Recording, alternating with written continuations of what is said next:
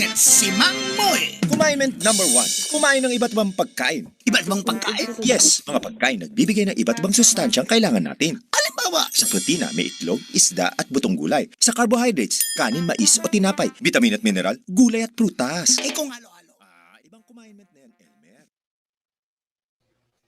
Once again, good morning everybody. Allow us lang to conduct audio check muna before to officially mag-start. We have here with us Ma'am Maria Lourdes Vega. Ma'am Didi, good morning po. Pwede po natin ma-audio check po yung device niyo, ma'am. Good morning, everyone. Okay na? Good morning. Yes po, loud and clear, Ma'am Didi. Thank you po. Welcome po, Ma'am Didi. Then, Okay, we also have with us today Barangay Captain Melward Patagok of Kang Inte Sikihor. Kang, maayong buntag nimo. May buntag, ma'am. Okay, loud and clear ka. Welcome. Yes, ma'am. Alright, I guess naghuwat pa ta ni Ma'am Didi, but a few minutes na lang yun mga ma'ams and sir, magsugod na ta officially. After siguro ning ato ang last nga video, we will now officially begin our sales conference. Thank you.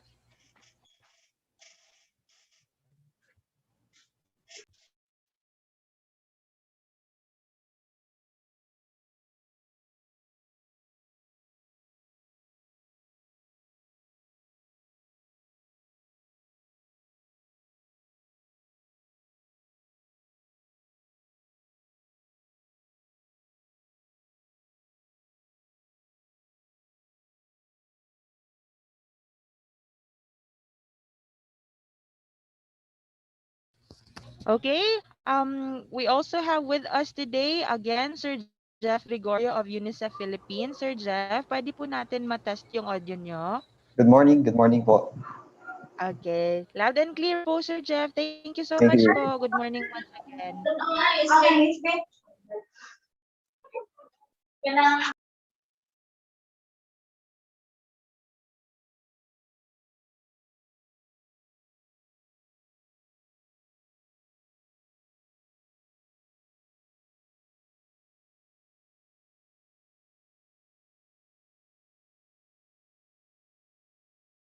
Mama ni mo yung mong gimit. Sila na yung...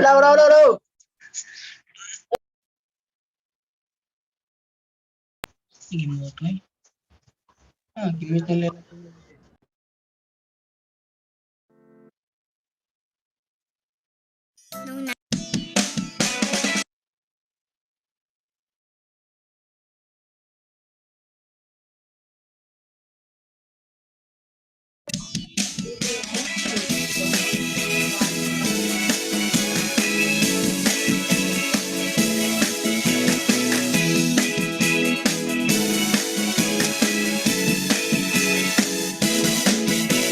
Hello there mga mommy, let's go for healthy pregnancy.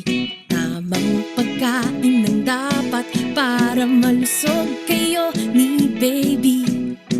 Remember mga nanay, breastfeeding malaking bagay. Pagpatuloy kahit na over 2 years old. Tamang nutrisyon, yan ang tamang solusyon.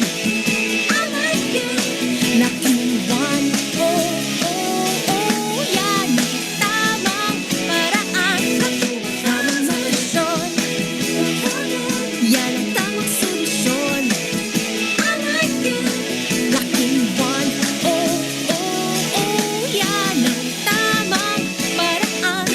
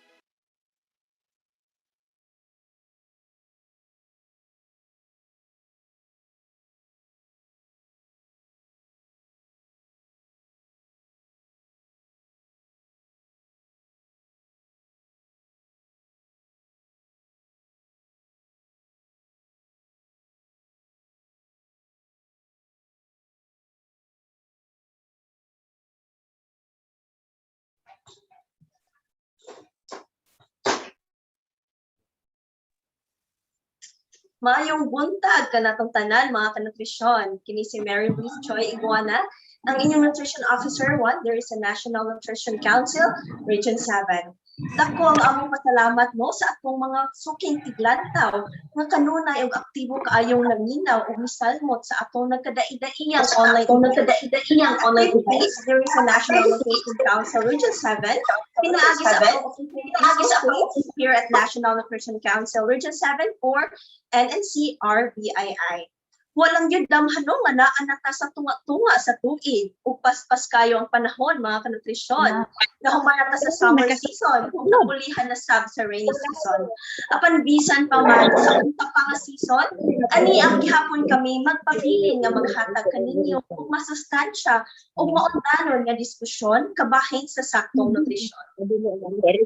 Para kung hisgutan nato ang hitungod sa triple burden of malnutrition nga hantod karon nagpabilin ang hulga niini worldwide. In fact, sigon sa World Health Organization, ang atong nasod nagpabilin nga nakasinati niining malnutrition ilabi pa karon ang emerging effects of COVID-19 pandemic. Hinungdan na ang ayan jud nato hatagan og dakong pagtagad ug pangusgan ang campaign on the first 1,000 days of life.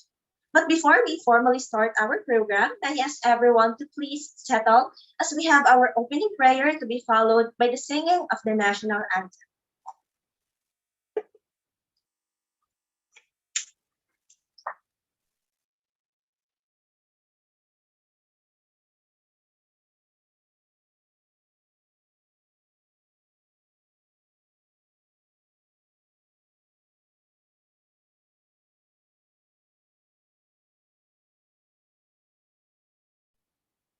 Your throne of grace today. We praise you for the life you bestowed until this day. For all the blessings you showered upon us, we are grateful. Your love that constrains us, we remain hopeful. Our lives are formed by your hands in a very special way. You make us understand that from womb until the child's second birthday, a special moment hold the golden window of opportunity. May every growing child reach their potential fully.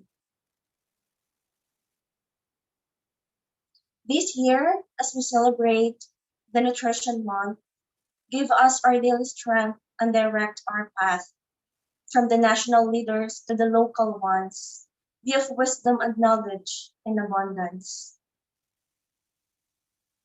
To all the citizens, especially those who are vulnerable, we ask for your hedge of protection be made available. Please open their hearts and minds to receive nutritional messages, that we can see smiles painted in children's faces. Many suffer as the pandemic crisis is still going on.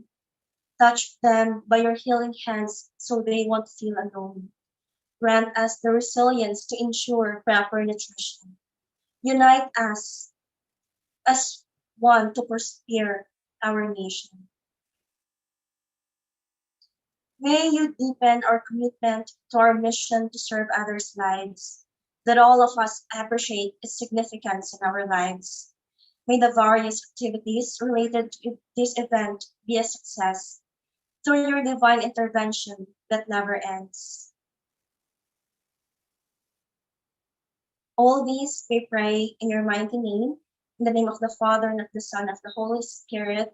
Amen.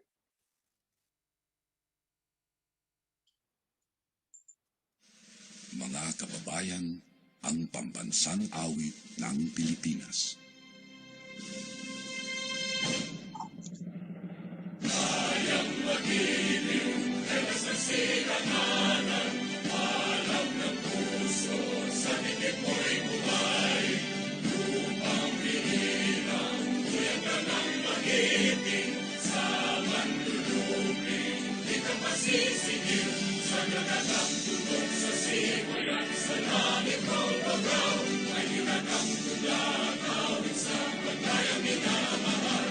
Ang isang lang matawag mo'y tagumpay na nagtitindig, ang bituin at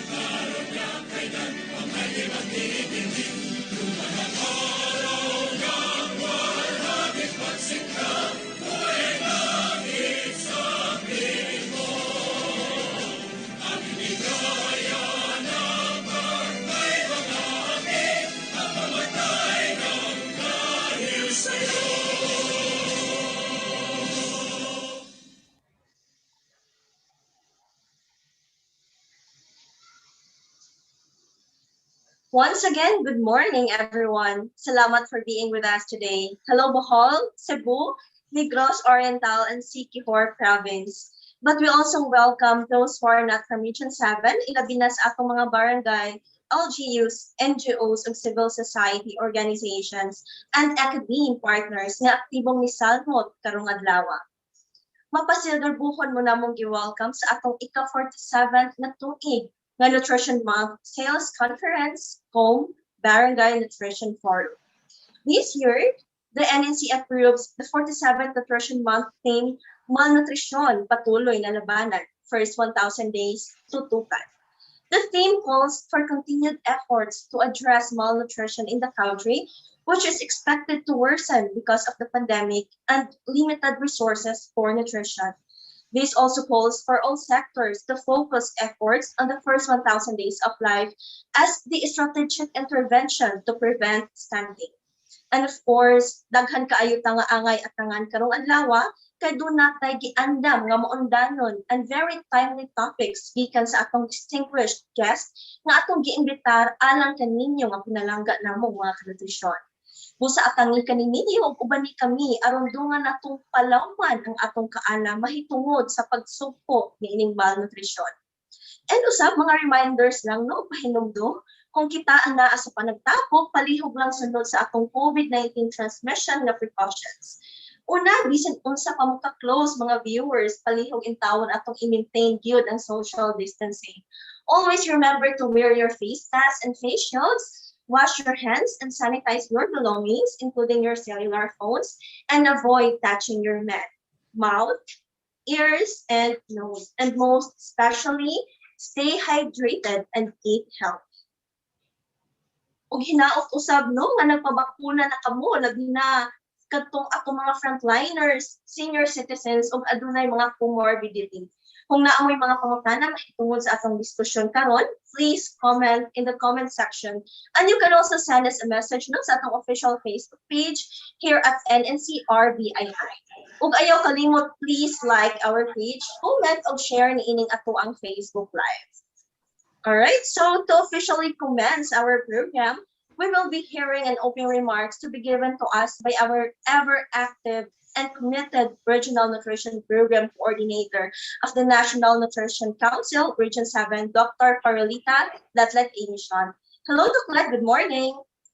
Good morning, ug daghang salamat, Bless. Okay ra akong audio, no? So maayong buntag sa tanan. To our very supportive RNC Chair and DOH Central Visayas Center for Health Development Regional Director, Dr. Jaime S. Bernadas, ably represented today by ARD Dr. Guy Perez, our RNC Vice Chair and DILG Regional Director, Director Leocardo Trovella, our esteemed resource persons today, Sir Jeff Gregorio, Ms. Dali Riario, Ms. Didi Viga, our PAN President, Sir Jarvis Fruchina, Kang Engti Siquijor, Barangay Captain, Honorable Melward Patagok, who will be properly introduced later. Other speakers from the DOH, Central CBCHD, and NNC7. Members, our very active members of the Regional Nutrition Committee and the Regional Nutrition Committee Technical Working Groups. Our dear partners of the 2021 Nutrition Month celebration, Association of Barangay Captain officials and members, the different BNAOs or the Barangay Nutrition Action Officers all over Central Visayas, other barangay officials who are principally selected to attend this sales conference, kung Barangay Nutrition Forum, members of the academe and civil society organizations, fellow public servants, friends in nutrition, guests, ladies and gentlemen, usa ka masustansyang buntag natong tanan. Please accept our heartfelt thanks and saying yes to our invitation for sharing your gift of time to be with us to attend the sales conference kung Barangay Nutrition Forum this morning. Every year, the National Nutrition Council Region 7 organizes a sales conference to promote the focus of the Nutrition Month for that particular year and engage partners for the month-long observance. The activity today aims to accomplish the following objectives. Number one, to enlist the participation of local policymakers, particularly our barangay captains, our barangay nutrition action officers, our Sangguniang Bayan, mga members of the Sangguniang Bayan on Health, and other stakeholders, especially at the regional level for the 47th Nutrition Month celebration. Second, to generate support from other stakeholders for the 47th Nutrition Month activities and encourage local governments, particularly barangays, to implement the first 1,000 days program in their local governments to prevent and control stunting. As mentioned by Ms. Bless earlier, the National Nutrition Council approves the 47th Nutrition Month theme, Malnutrition, Patuloy na Labanan, First 1,000 Days Tutukan. This theme calls for a continued efforts to address malnutrition in the country and in particularly here in the region, which is expected to worsen because of the pandemic and limited resources for nutrition. The theme also asks for all sectors to focus efforts in the first 1,000 days of life as a strategic intervention to prevent stunting. The 2021 Nutrition Month observance will again focus this first 1,000 days, same with last year, because of the limited awareness of the general population, the first 1,000 days strategy, as shown by the 11.2% result of the message recall survey commissioned by the National Nutrition Council in 2021. This is also to push for the implementation of RA 11148 or the Kalusugan at Nutrisyon ng Magnanay Act that requires mobilization for scaling up interventions in the first 1,000 days, continue efforts to address malnutrition using the Philippine Plan of Action for Nutrition as framework, and concentrate efforts of stakeholders on the first 1,000 days of life to prevent undernutrition and obesity.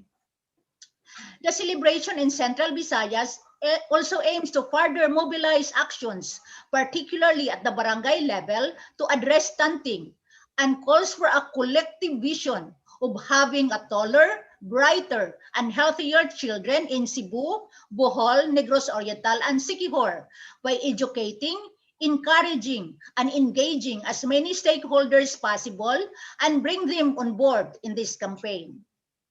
Hence, the month-long observance this month or next month hopes to increase understanding of the first 1,000 days of life strategy and the PIPAN as overall framework, facilitate collaboration among various stakeholders for scaled-up interventions to fight malnutrition, and generate interactions from stakeholders about nutrition. If I may quote Cabinet Secretary and Scaling Up Nutrition Advisor of the Philippines, Attorney Carlo Alexe Nograles, in his message during the Philippine launch of the Scaling Up Nutrition last week, and I quote, "The problem of hunger and malnutrition is multifaceted and multidimensional, and therefore requires innovative approaches and strategies to enable us to effectively and efficiently combat it. Our response towards ending hunger and malnutrition requires not only a whole of government approach, but the whole of nation approach. All of us have an important role to play in this campaign, because the truth is it will never be a one-man job nor a government's job alone. We need everyone's unfaltering commitment and dedication," unquote. Hence, it is imperative that we do keep it busy and work together so that we can end all forms of malnutrition in Central Visayas and the entire country. Let us scale up critical interventions or actions in the first 1,000 days of life. On behalf of the National Nutrition Council and the entire Regional Nutrition Committee, I welcome you all to this sales conference, Kung Barangay Nutrition Forum, and hope you will have a productive morning ahead. Thank you very much and good morning, everyone. Over to you, Ms. Bless. Thank you so much, Black. Indeed, no, kanang importante gid kaayo nga atong hatagan og importansya ang first 1,000 days of life. Kay kaning kita gyud tanan adunay importante nga role to fight malnutrition in our nation.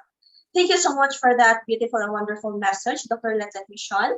But also, we would like to remind us sa atong mga participants nga wala nakasulod sa atong Zoom conference, pwede ra kayo ta mo refer via the National Nutrition Council Region 7 Facebook page, kay live ta karon mga kanutrisyon, and as well as sa ato ang YouTube account. Alright, so and not just that, we will also be hearing a message alang sa atong mga elected officials sa mga nagkalain-lain nga barangays. And of course, dili sa makumpleto no, ang kalampusan sa atong main event karong adlaw kung dili nato madungagan ang mensahe gikan sa atong very supportive nutrition champion and chair of the Regional Nutrition Committee and Regional Director of the Department of Health, Central Visayas Center for Health and Development, Dr. Jaime Esbernadas. But Dr. Jaime Esbernadas also have an equally important event to attend this morning. In behalf of him, we will be welcoming and hearing a message from our Assistant Regional Director here at the Department of Health Region 7. Everyone, let us all welcome Dr. Guy R. Perez. Hello, Doctor. Good morning. Hi, mayong buntag. Salamat kayo no nga sa pag-imbitar sa amo karon. I think our RD should have been here, but I was informed yesterday because of his very tight schedule also. Munang wala siya kani karon, but I know he is very aware that he is the chair, and he has just instructed me to have this message this morning. No, our schedule is really hectic, and everybody I think is experiencing the same. Just this morning we have our 8 o'clock meeting, and I have to do simultaneous meetings, and still to show our support and assistance to this cause, and our partners, no, the NNC, and also our partners coming from the LGU. So we thank the NNC, its staff, for planning and preparing this activity for this morning, with the theme of for the 47th Nutrition Month Sales Conference cum Barangay Nutrition Forum, the malnutrition patuloy na labanan, first 1,000 days tutukan natin. So this is again very timely, as you have mentioned, and I have seen in the concept note that this is really a challenge because of the worsening pandemic and the limited resources we have for nutrition. And even if we have those resources, the problem is being able to buy, because a lot of our countrymen mainly don't have jobs, no? So they don't have money to spend for this. And it's sad to note that the Philippines, or our country, is one of the top 10 highest malnutrition, and it was even presented that 2 out of 5, or 37% of children below age 5 is stunted. That was the data in 2015. But in 2020, it seems to have improvement, that it is 8 out of 100, or 7.8%. But least, as was mentioned earlier, that the critical window of opportunity and the time that these children really needs this nutrition, from 1 year to 24 months, or generally the less than 5-year-old, dapat yun din siya matutukan, kay importante kaayo ni the development, mentally, physically. Is 8 out of 100. Is there a problem with the audio? Sorry. Okay. So I think this is very clear to us, the challenge that we are facing, and basically it's not just the nutrition people who will be facing this. This should be coordinated effort, no? That we will have collaboration, coordination, cooperation, and communication to have a harmonized approach of the malnutrition problem that we are having.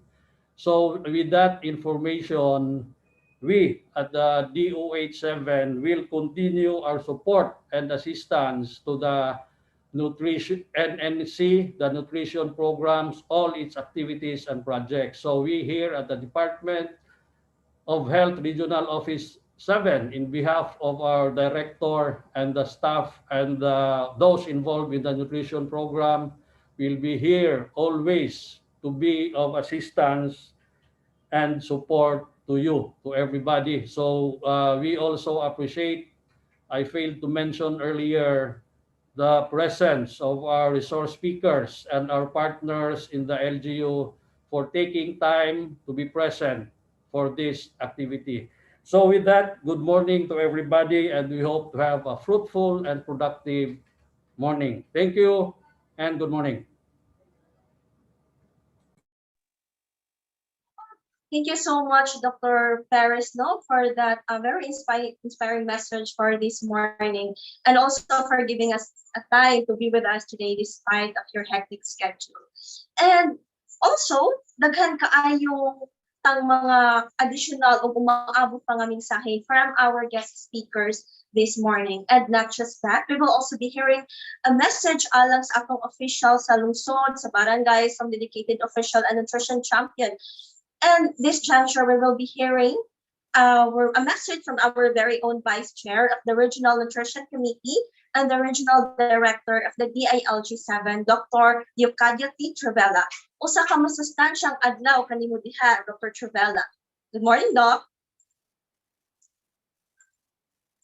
Director Jaime Bernardas of DILG7, Chair of the Regional Nutrition Committee, Dr. Margarita Mission, our Regional Nutrition Program Coordinator, members of the Regional Nutrition Committee, officials of the National Nutrition Council Region 7, punong barangays, members of the Sangguniang Barangay, especially the Chair of Committee on Health, Barangay Nutrition Action Officers, resource persons, nutrition advocates, fellow public servants, participants to this 47th Nutrition Month Sales Conference, Kung Barangay Nutrition Forum, maayong buntag sa tanan. Malnutrition is one of the particular issues in the country that is expected to worsen because of the economic impact triggered by the COVID-19 pandemic. Amid the global health crisis, the national government is calling all sectors, particularly the punong barangays and barangay health workers, to continue their efforts in addressing malnutrition among children and to focus the nutrition strategy on their first 1,000 days of their lives. This is in line with the country's celebration of the 47th Nutrition Month, carrying the theme Malnutrition Patuloy na Labanan, First 1,000 Days to Tutunan. On the outset of the pandemic, our barangay officials have been on the forefront of our fight against the COVID-19. And after more than a year, they are still in the midst of the fight against the pandemic. In keeping with the concern for the welfare of the children, our barangay officials and barangay health workers should also work tirelessly in addressing malnutrition through programs that are designed to prevent and control stunting and obesity among children. Let me congratulate the National Nutrition Council Region 7 for spearheading this timely forum that will help broaden the knowledge of our barangay officials and health workers in addressing malnutrition in the region. Let me assure you of our commitment to support these programs that will address the malnutrition among our children in Central Visayas. Again, congratulations kanatong tanan. God bless and stay safe.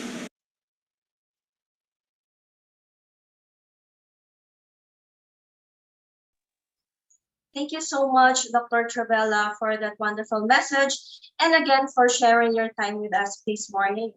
Og sigon sa akong giingon ganiha nga daghan kaayo tanong, exciting ug maungdanon nga topics nga among giandam alang kaninyo mga kanutrisyon. Og dili na nato langanon no, kay I'm pretty sure nga sama nato excited na sab kaayo maminaw sa diskusyon gikan sa atong distinguished guest speakers. And to start, well, paghatag og backdrop sa kahimtang pangnutrisyon dinhi sa Central Visayas, nga gusto natong sulbaron atong paminawon ang usa ka colleagues nato there is a Region 7 who is also a nutrition advocate and a nutritionist dietitian too of the National Nutrition Council Region 7, Mr. Seth J. M. Salado, to give us the nutritional situation of Region 7. Good morning, Seth. Good morning, Ms. Bliss. Good morning, everyone. I hope you're having a good day. So I'll be discussing today the nutrition situation of Central Visayas. No, so But before that, I would like to that I would like to emphasize that malnutrition starts with malnourished mothers. This is because we all know na if malnourished ang mama, possible man na low birth weight ang yatag na bata. That's why we are providing services from health centers na mag-provide ta og antenatal care sa mga mama and mag-provide ta og iron folic acid supplementation during the conception days, or that's the 270 days na nag-conceive ang mama sa bata. So next slide please.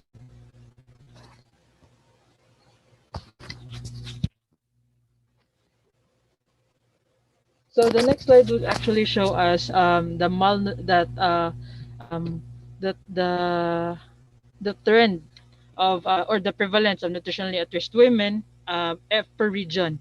So as you can see, this the data from 2015, and Central Visayas is at 27%.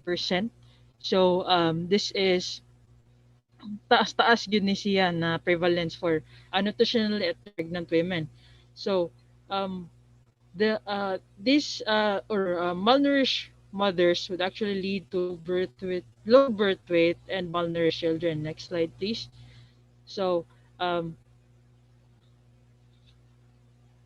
as you can see on the next slide, that this is actually a cycle. No, malnourished is actually so from from malnourished mothers, so pregnant women, and then they would actually give birth to low birth weight or possible preterm babies if malnourished siya during conception. That's why prior conception we are providing iron folic acid to women of reproductive age aron ma-prepare sila prior getting pregnant. So next slide please. And prevalence of malnutrition among children under 5 years, and kanina data is from the ENS results pag 2019. So as you can see the comparison, no, naatay slight decrease from 2018 to 2019. However, taas-taas ang atong prevalence of stunting, that's 28.8%. This is for the whole Philippines, di ay. 28.8%, and taas-taas gihapon ang atong undernutrition, which is 19%. Followed by 5.8 sa wasting, and then naagihapon ang overweight, which is 2.8%. So on the next slide, you can see the 2019 ENNS malnutrition rate per index. So this is for 0 to 59 months old children. Next slide, please. Next slide. Next slide, please. So this is the per index na prevalence for the 2019 ENNS survey. So next. So on the next slide, you can see the Central Visayas malnutrition trend. So makita na to na from 2018 to 2020, naatay slight decrease sa atong malnutrition rate. So next. So Central Visayas malnutrition rate, as you can see on the next, underweight is at 3.4%. Stunting is 7.6. Mo ni ang atong pinakataas na malnutrition problem sa atong region. And then wasting at 1.8 and overnutrition at 1.7. So that's for 0 to 59 months old children. So on the next slide, we can see that leading to low birth weight and malnutrition children man tong atong gidiscuss ganhina. So from low birth weight babies, these babies or malnourished babies would actually have impaired mental development, and then dili nila ma-reach silang optimum or maximum potential. Possible po sila na mag-frequent infections, and then it would lead to child stunting. So this is child stunting would lead to reduced learning ability for children. So on the next slide, please, you can see the trends in malnutrition among 9 years old. This is from the 2015 DOST FNRI NNS updating. So taas gihapon, even no sa 5 to 10 years old, taas gihapon ang atong stunting rate. So from that's 2015, 33.8% for the entire Philippines. Taas gyud siya. So on the next slide, you can see that malnourished children, when not enough fed, or this is the amount of food that the children from Central Visayas is taking in according to survey, no? That's 803 grams lang um, compared sa per capita sa Timbuk Philippines, which is 844 grams. So next. And kaning mga bata, if they do not get the nutrients they need, next slide, especially pag makita na to sa next slide, no, na there is a decrease in the intake of fruits in Central Visayas from 1987 to 2015. So this would also mean na ang mga bata pod na to na, or ang mga children pod at an early age is ang intake po nila sa fruits is dili gyud inana ingon na pirmi or daghan.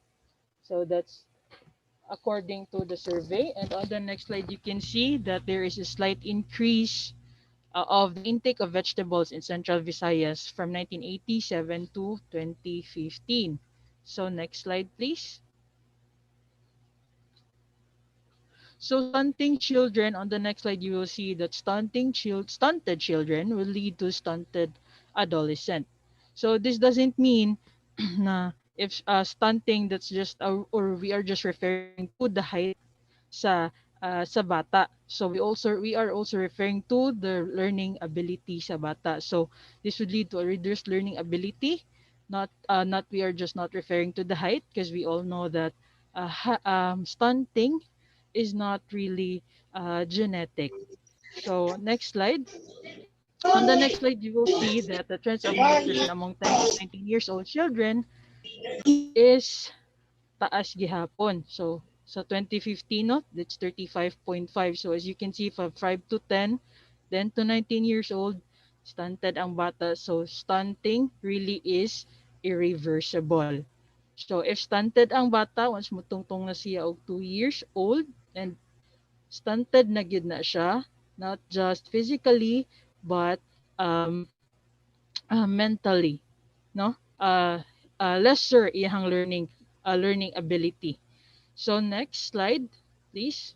Next slide would show us the consequences of chronic malnutrition. So kaning stunting is chronic type of malnutrition. So as you can see, 1 out of 4 person in Central Visayas belong to a poor family in the first half of 2018, and then 9 out of 10 in Central Visayas did not have enough income to meet their basic food needs in the first half of 2018. This is according to the survey gihapon from 2018 poverty statistics from PSA. So as consequence of malnutrition, chronic malnutrition, population 15 years old and over, mag-compare na to is ni daghan pag 2019, labor force participation ni increase po at 62.5, and then employment rate also, and then atong unemployment rate po di ay taas gihapon siya pag 2018. So next slide. This is the summary of what I was sharing to you earlier, no. So according to the ENNS 2019 data, stunting prevalence remains high and doubles at 1 year of age, coinciding the transition to complementary feeding period. So stunting remains to be of high magnitude under 5 children, both in ENNS data and Central Visayas OPT Plus results. And then overweight and obesity indicated slow improvement with slightly decreased prevalence, and prevalence of overweight in the region has decreased and is lower compared to the national prevalence. So in general, nutritional status of preschool children has improved but is too slow to meet development goals. So next slide, I would just like to emphasize to everyone, no, as early as the first 1,000, we must break the cycle of malnutrition. So I think that's the end of my discussion, and thank you everyone. Have a good day. Daghang salamat ni Seth no, for giving us the picture of the nutrition situation in the country and Central Visayas. Indeed, the data presented calls us for a more focused efforts in the first 1,000 days of life. Karon nga ato lang nakita ang nutrition situation dinhi sa Central Visayas, o kanunay na natong nahisgutan ang kabahin sa first 1,000 days. Apan insakto na ba ang atong kaalam hitungod niining first 1,000 days? To give us a briefer o maghatag og katin-awan hitungod sa lain-laing model sa first 1,000 days intervention, we will be hearing the expertise from our ever-committed nutrition champions. It is our pleasure to present to you our distinguished guest speakers. Everyone, let me introduce to you our first speaker. He is currently a nutrition specialist of UNICEF Philippines, have an 8 years experience as senior program coordinator in Save the Children, and also a registered nurse and currently admitted to University of the Philippines, Diliman, taking up masters in public administration. Ladies and gentlemen, please, it is our privilege to be joined by Mr. Jefferson Gregorio. Maayong buntag, Mr. Jefferson, o welcome, sir, sa atong 47th Nutrition Month Sales Conference. Good morning sa lahat. Magandang umaga po sa lahat. First of all, in behalf of UNICEF Philippines, we would like to thank you, NNC Region 7, by inviting us to this particular forum to discuss the first 1,000 days model that we're doing right now in our partner areas. Hopefully, our partner municipalities and barangays can learn from those different models that we'll be presenting today. I will be sharing my screen right now. Or, ma'am, can you share my presentation? Yeah, thank you. First of all, thank you again for inviting us. So I'll be presenting the UNICEF ECCD First 1,000 Days Program Integration. So next slide, please.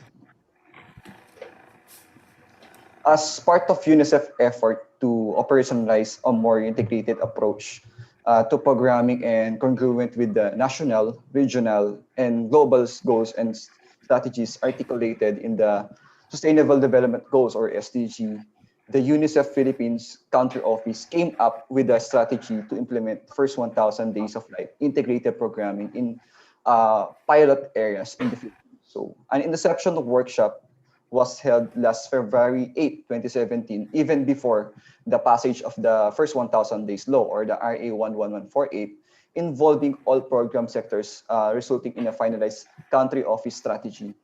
So 4 planning workshops have been done since that. So we have conducted that in the four out of 5 targeted areas, namely those here in my presentation. And also in ARM or BARM right now. So we have conducted also some workshop there. So, but right now, UNICEF is implementing in 3 provinces in Samar, Northern Samar, and Zamboanga del Norte. So we implement the integrated ECCD First 1,000 Days implementation in those 3 provinces. Next slide, please.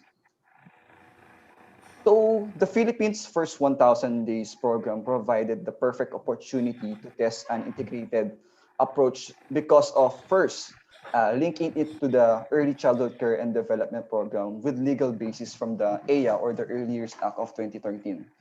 It allows also us to entry points for strengthening the national-local coordination, vertical integration, and local integration, horizontal integration.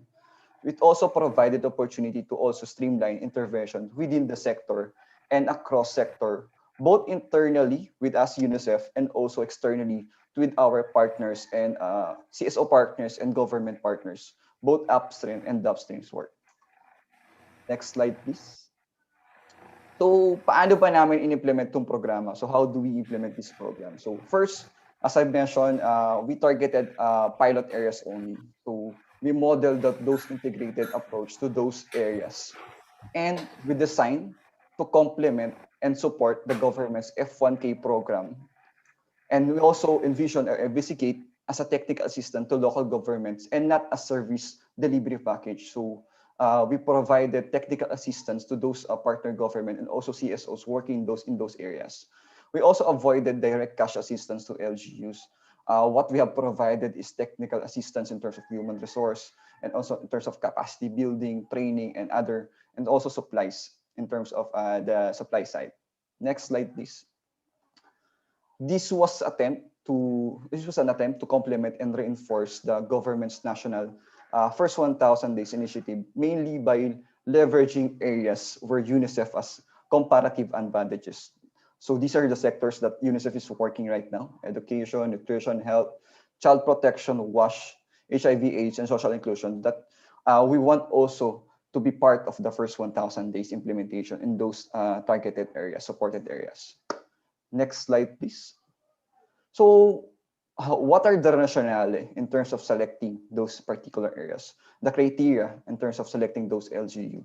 So the rationale for selecting municipalities is to have the range of context in which to trial UNICEF technical assistance to the government. So this context includes first urban, those with conflict-affected areas, disaster-prone areas, whether it's a wealthy or poor municipalities or LGU with higher income class LGU and lower income class LGU, and also not identify as a government priority for the first 1,000 days. So those are the criteria that we're looking in terms of selection, in terms of the pilot target areas for this first 1,000 days integration approach. Next slide, please. In terms of strategy for the integrated first 1,000 days programming, we identify 4 core strategies. First is strengthening the enabling environment through first advocacy and policy dialogue, both in national level, regional level, and the local level. So also providing technical support for integrated planning, budgeting, and monitoring of those identified interventions. Next is evidence generation and knowledge management. So we also support data information, and also providing research in terms of those implementation.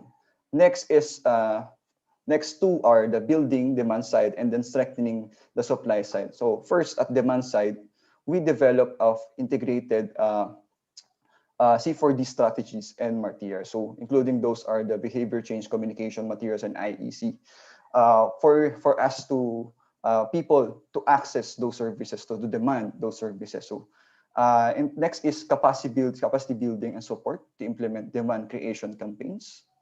And for the supply side, aside for the demand side, the supply side, we do capacity building to strengthen service providers' technical knowledge and skills for the human resource, and capacity building for supply chain management, and provision of key supplies. Whether it's a commodities, equipments, and also strengthening engagement partnership with private sectors actors, especially those local CSOs working on the ground. So demand and supply. So we're working both on that. And the last one is the strengthening of protective environment through for children 0 to 23 months, through awareness on child protection and positive parenting practices. So part of the intervention is the child protection side and also the parenting practices as one of the strategy. Next slide, please. So in terms of the results framework for this integration project, then it generally falls into 2 levels. First is the LGU results external. So the results monitoring framework is tailored to the government first 1,000 days results framework that we're looking right now, those 80 plus indicators that we're looking at now for within the first 1,000 days. Next is the more on the internal side of UNICEF. So UNICEF results results framework. This is based on the internally agreed upon milestones that need to be met in realizing in overall intended results or output of the project, articulated as the governance mechanisms are in place to plan, manage, and monitor the first 1,000 days services. So we have listed those milestones here. First, government buy-in of the UNICEF Integrated Effort KD Programming Initiative and national and local levels. Strengthen coordination structure to deliver technical assistance on first 1,000 days to the LGU. Tools for operational planning F1KD adapted by participating LGUs. And F1KD integrated in the 3-year nutrition action plan of participating LGU. Also, the annual planning, we also provided support in terms of the AIP's annual investment plans of different LGUs, and also documenting all those best practices and lessons learned in terms of project implementation. Next slide, please. This is the overall first 1,000 days program development process. So first, we analyze the situation of the children, then we refocus on the policies, plans, and budgets that based on the situation of the children. Also, we build on existing capacity of the government or our partners, and then we strengthen the delivery of supplies and services also, and then analysis and use of monitoring data. I will be discussing each of the process on the next slides. Yeah, in terms of technical assistance, so we provide technical assistance in terms of the situation analysis and also in terms of policies, both national, regional, and local level, and also in terms of strengthening the analysis of use and monitoring data. On the sectoral support, it will be UNICEF and other partners that we're working here in terms of this process. Next slide, please. Before anything else, I would like to say that buy-in in terms of the local chief executive, the LCEs, is a must to make the project into fruition. So involvement of intermediary levels of the government from the province to the regional level, we provide TA to the municipality. So identification also of champions is very important that can help sustain the advocacy and actions like the municipal health officer of those LGU and other champions within the government. To the development also of different ordinances can help also ensure that the project will be sustained after the assistance of assistance of CSOs and UNICEF. So first on the situation analysis of children. So we do situation analysis of children before the implementation of the project.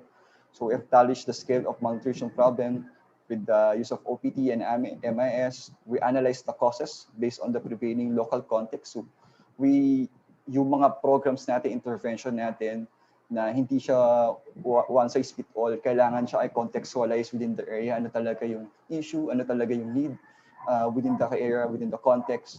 Doon tayo nag-intervene, doon tayo nagpo-provide intervention.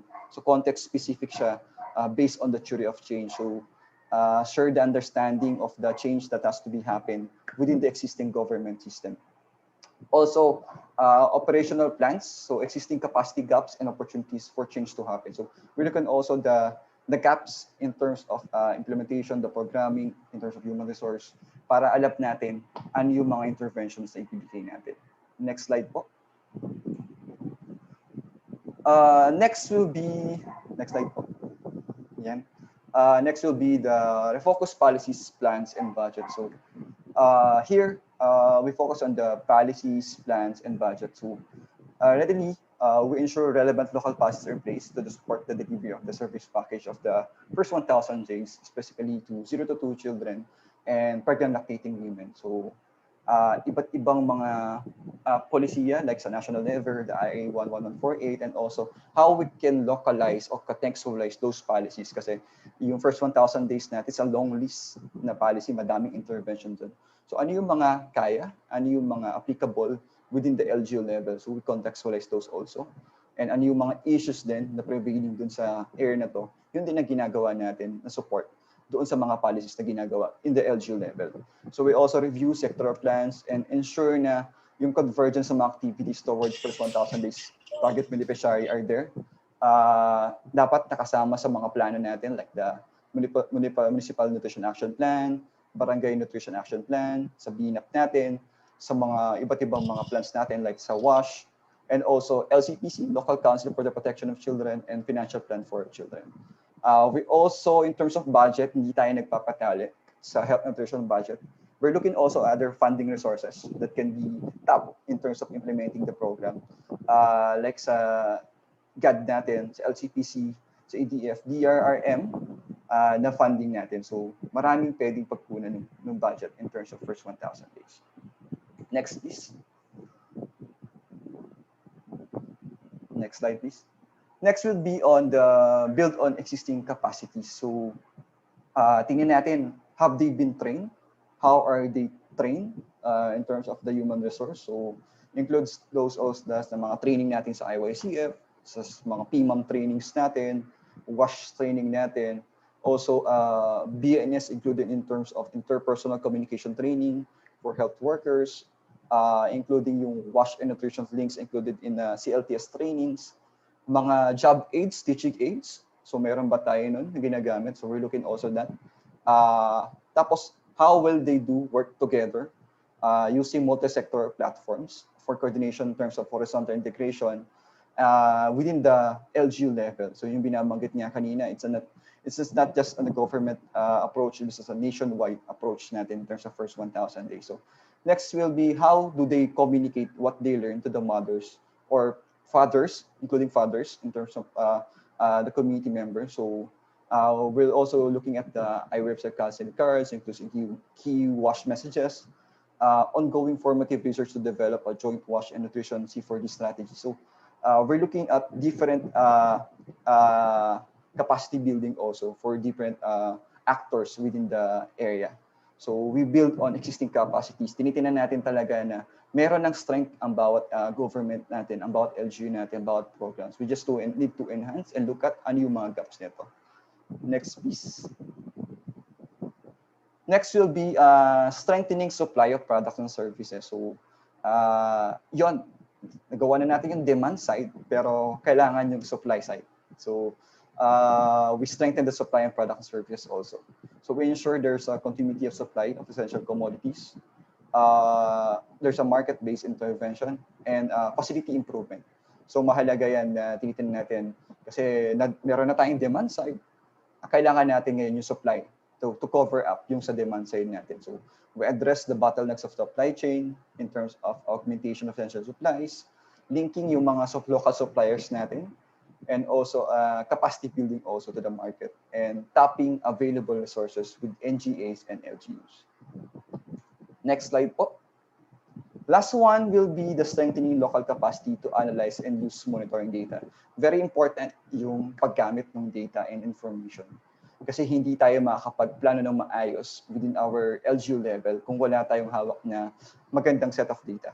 So it's a must in terms of implementing a program. So using regular government monitoring data can help us in terms of planning and contextualizing our program. Also pilot testing yung mga iba't ibang mga approach natin within our LGU, and integrating yung selected F1TD indicators natin in relevant LGU performance measure.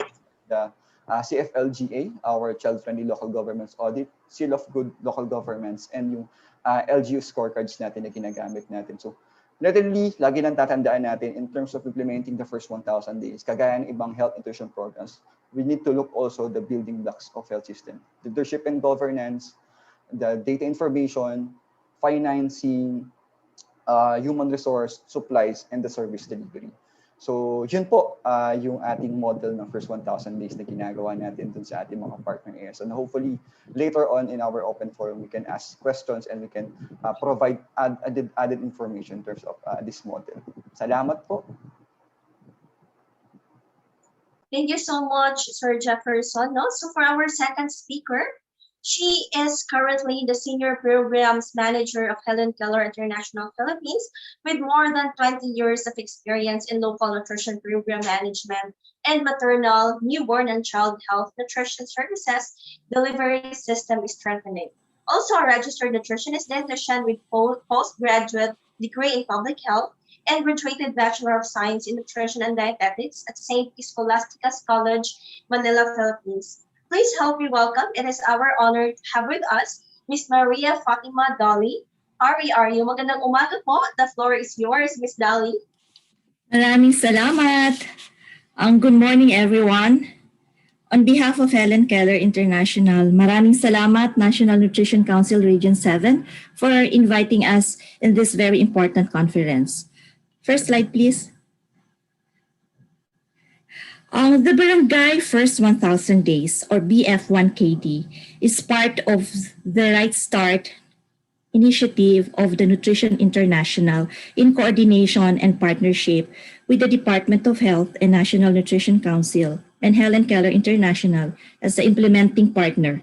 is a mother-to-mother support groups that have been established for pregnant women and mothers with children up to 2 years old at the barangay or community level, which serve as the platform for nutrition education and skills building to promote adoption of nutrition-related behaviors and uptake of key nutrition services.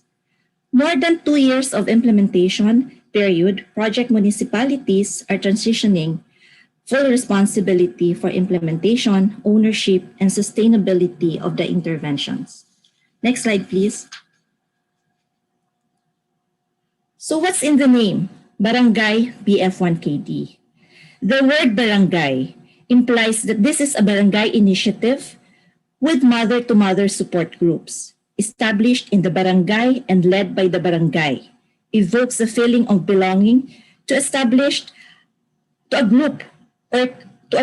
This is a key factor in the establishment and operationalization of support groups that indicates a sense of common interest and or bonding.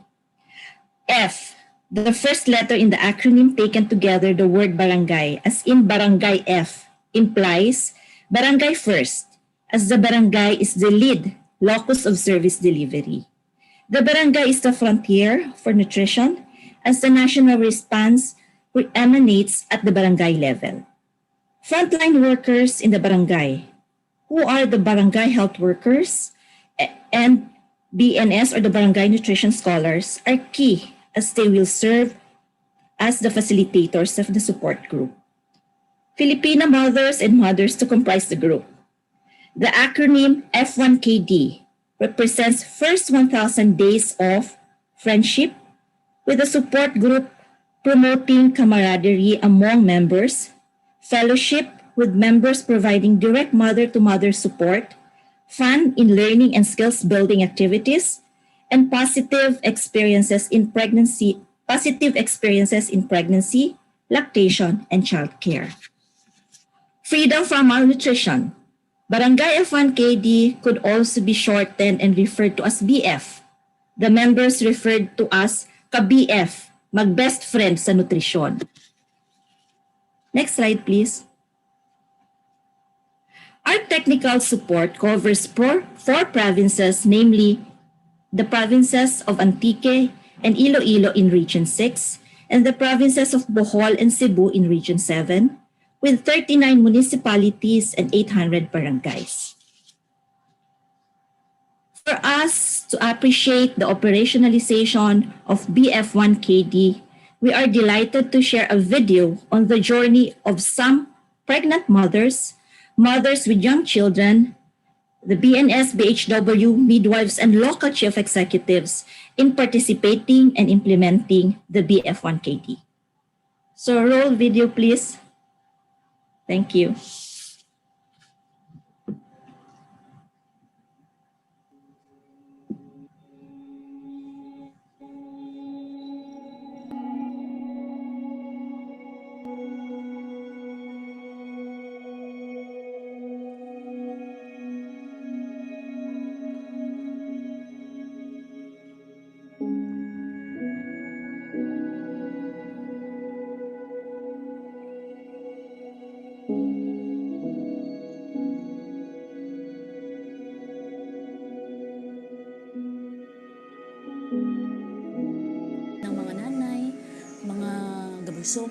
Kung paano ma-care ang dako galingan kag nutrition kag health.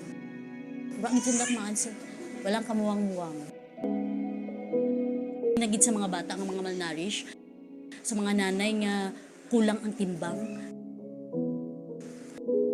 Sir nga wala sanda nakamaan kung paano ang masustansya nga pagkaon kag kung paano mahalungan ang ikaayong lawas. Diyata na sir nga may BF1KD, na-educate kitanda kag na dugangan andak aram kung paano ang paghalong kang ikaayong lawas.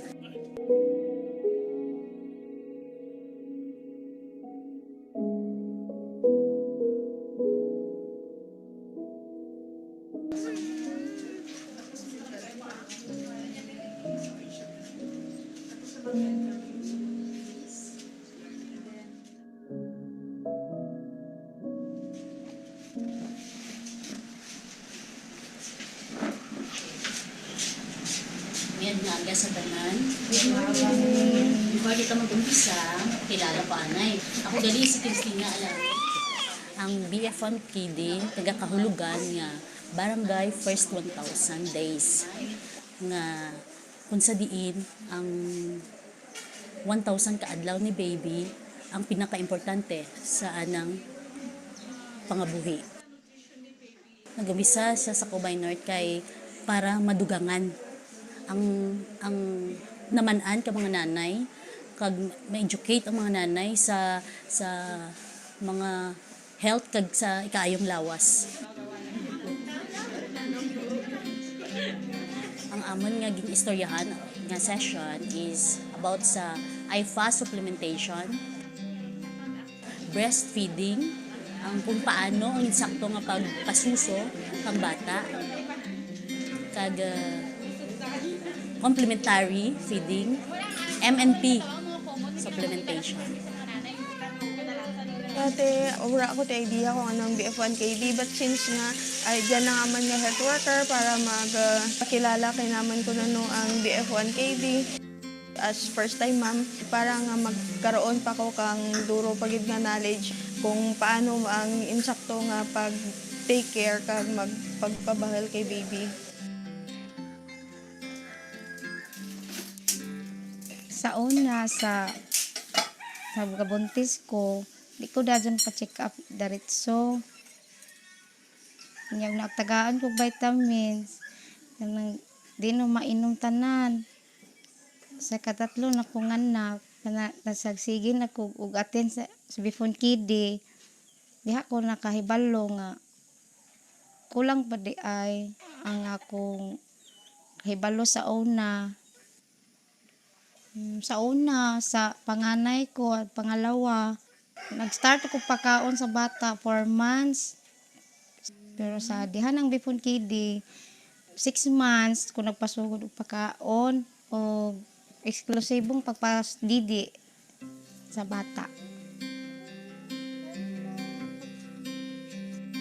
Ungo nga may apel ko para makahibalo ko unsa ang saktong nutrisyon para sa bata o sa inahan nga gabuntis pa o hangtod na magpakaon sa ilang anak. Kay naani ang record ninyo sa BP, sa timbang, sa katong nayuban ni ani kanibutang yung laboratory no.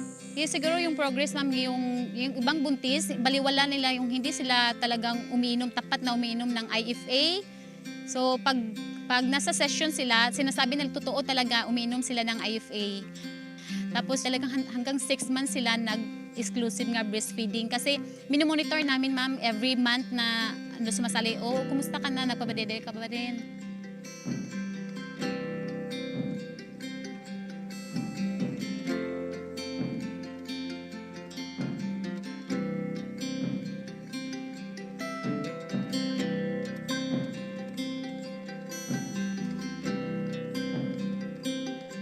Ang pulos gidya katana. Dakda ko gidya ang pulos ang BF1 KD sa barangay.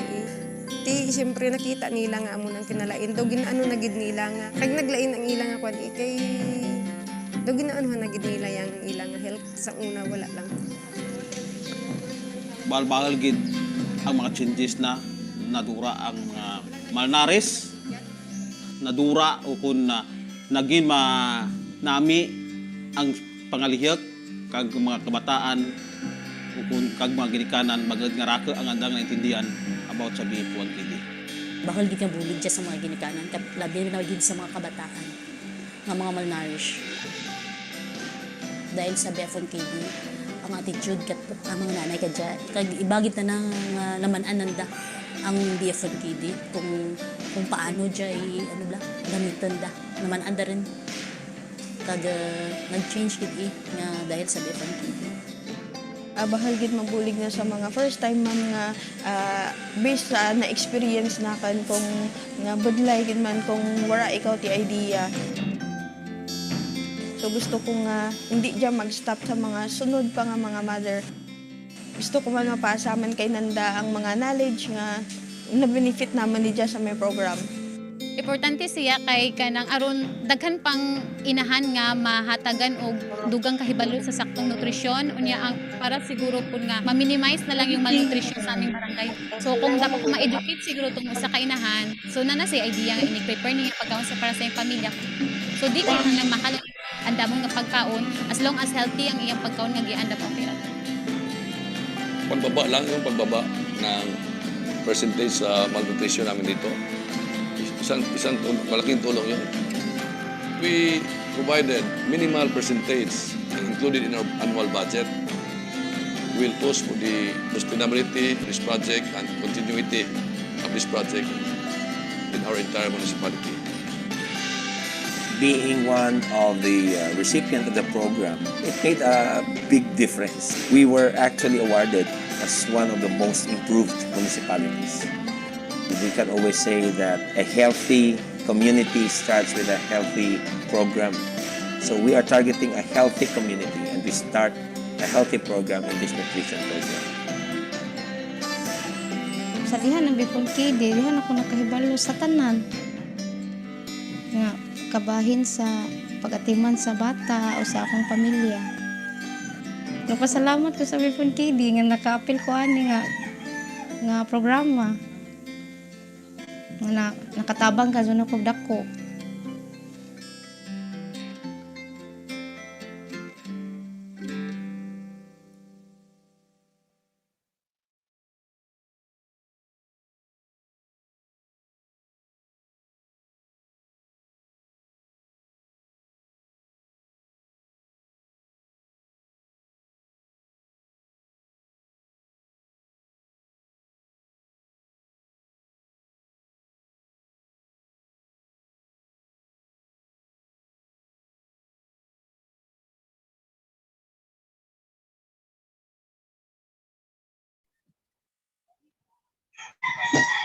Thank you so much, Miss Dali.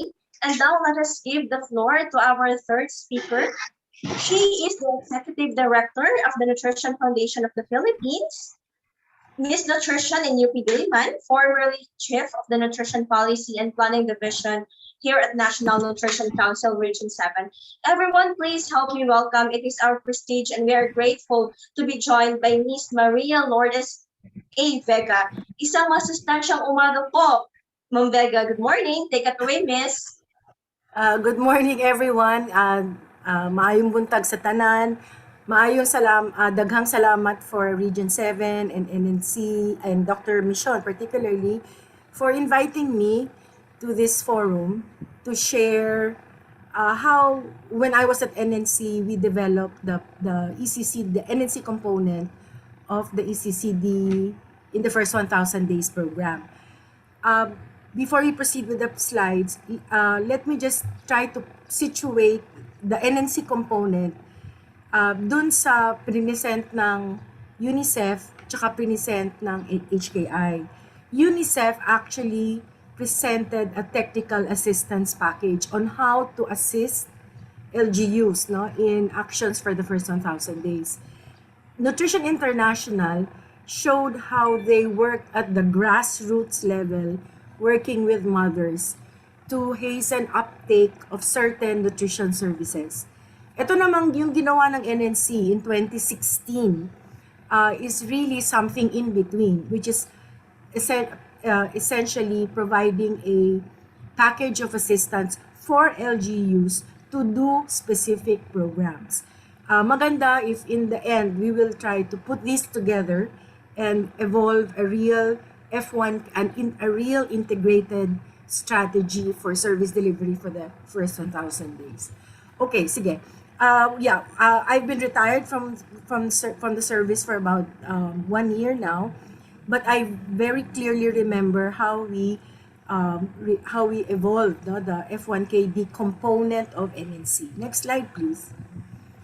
Let me emphasize that it is the NNC component because there are many other agencies involved. There are also many other services that are being delivered side by side with what we hope the LGUs would deliver with the assistance we're giving them. So those are the agencies involved.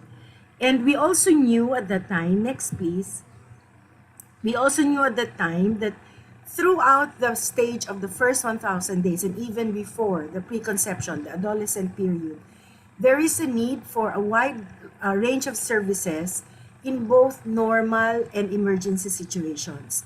And next, please. We also knew that these services were already there. So may maternal care, may newborn care, may all sorts of may immunization, may promotion of breastfeeding, may iron supplementation, etc., etc. And we asked ourselves, next please, what was missing? And we knew that what was missing was the promotion of complementary feeding. And the next question was, how can mothers be assisted for them to adopt complementary feeding practices? Yung complementary feeding is the practice of giving babies additional food, solid, semi-solid food, in addition to breastfeeding by the 6th month of life. And if you look at survey results, this is an area that is asking for intervention because our complementary feeding practices are not very, very good at all. So next.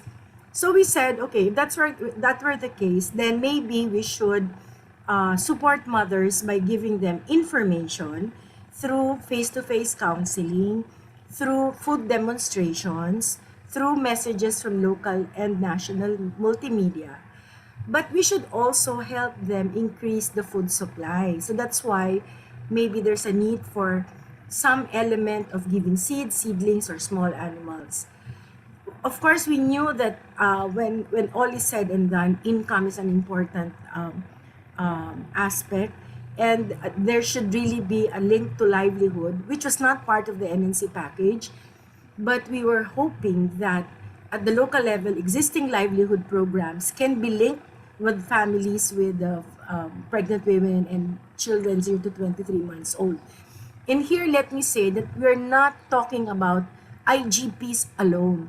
We're talking about interventions that will improve the overall livelihood of the household. So if the father or the household head is a farmer, how can the farmer that has a pregnant wife or a child in the 0 to 23 months old, how can he be assisted para mag-improve yung kanyang agriculture productivity?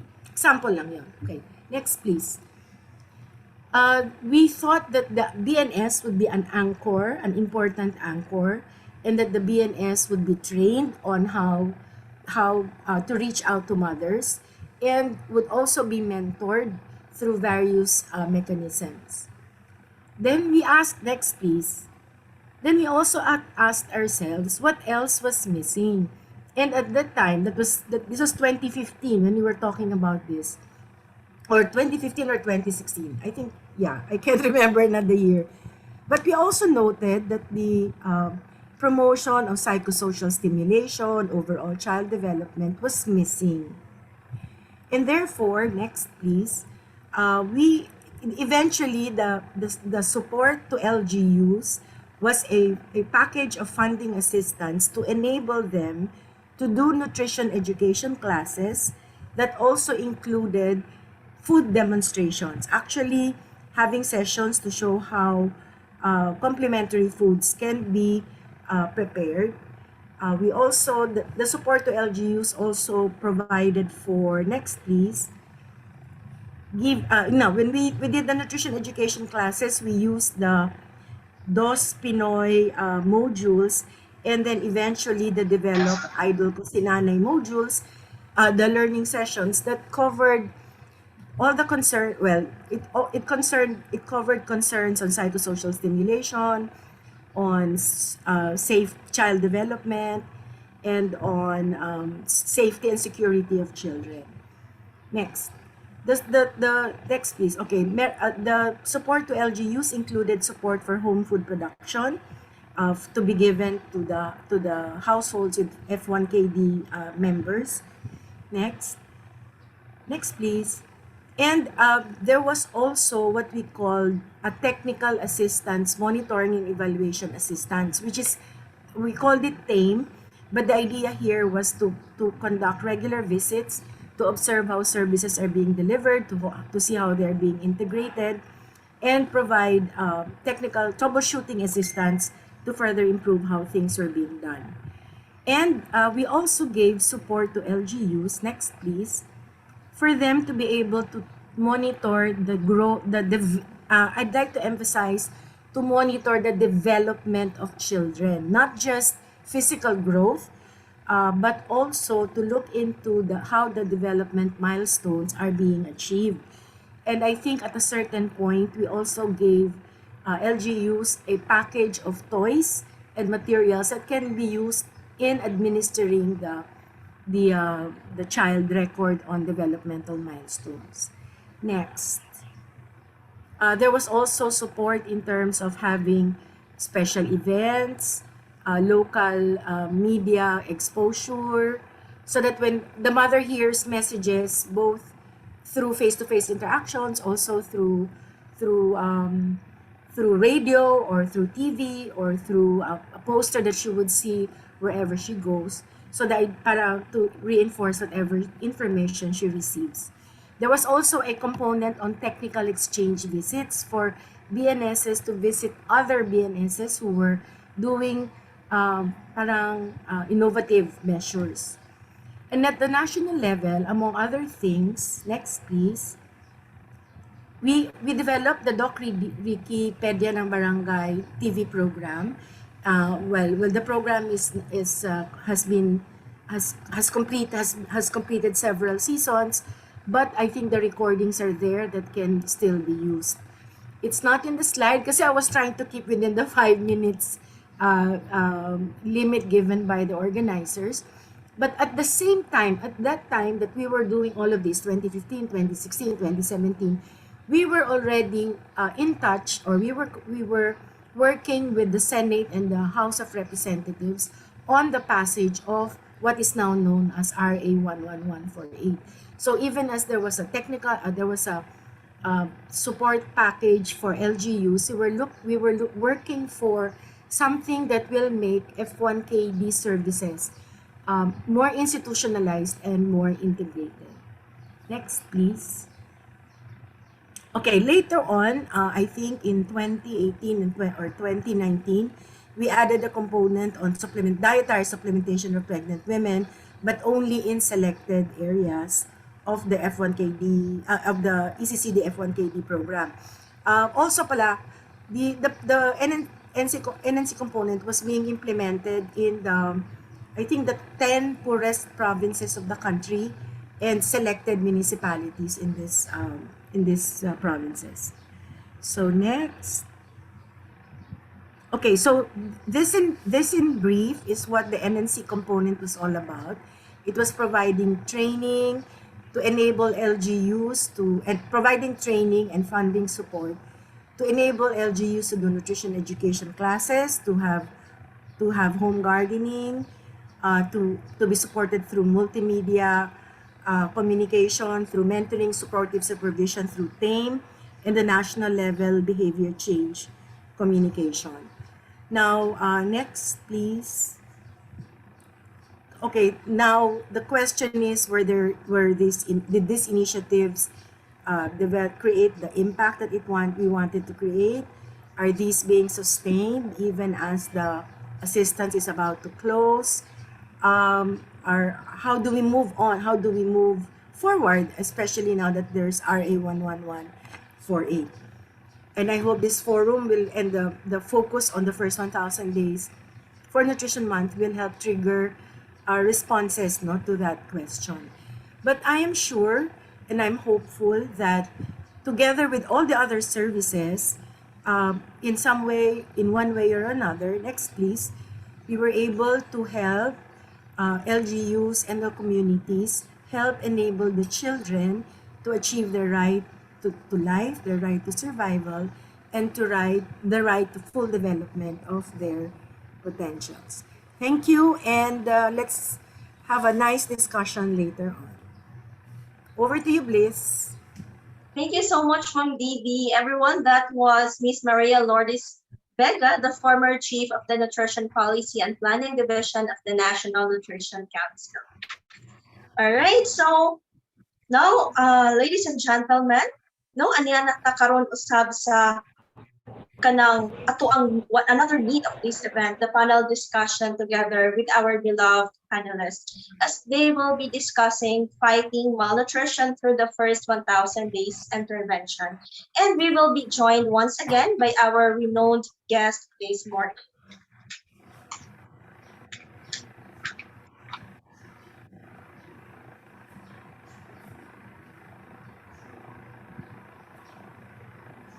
All right, so we have several questions to be given and to be answered by our speakers this morning. First, we will have the first question, and this will be given to Sir Jefferson. Question number 1, why is it important to invest in the first 1,000 days program?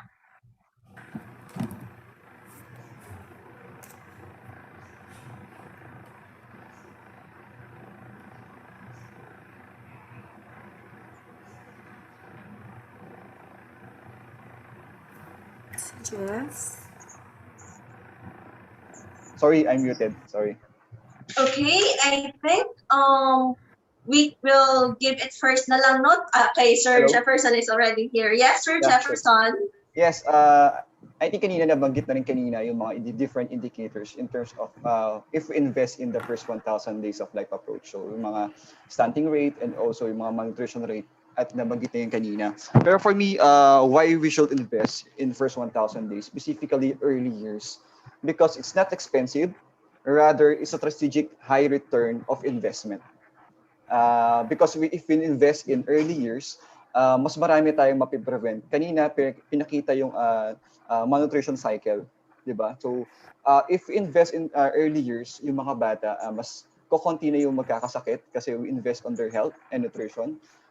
In terms of early education, pag nag-invest tayo in early learning, early stimulation during the first 2 years natin, mas mahilig sila mag-aral. So, mas mababa na yung investment natin dun sa mga preschool programs, and also mas makakatapos sila ng pag-aaral. So mas mababawasan yung mas hahaba yung buhay nila in terms of after ng first 1,000 days. So generally hindi siya expensive, rather strategic with high return of investment, lalo na sa mga LGUs natin, kasi yung return of peso o dollar man yan sa ibang bansa mabalik pagka naging productive yung mga batang ito pagdating ng panahon. So that's for me.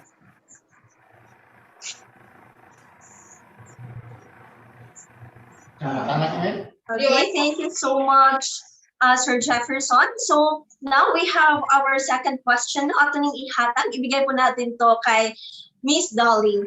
This is the questions. Who should be involved in the first 1,000 days program? I think lahat. Oo.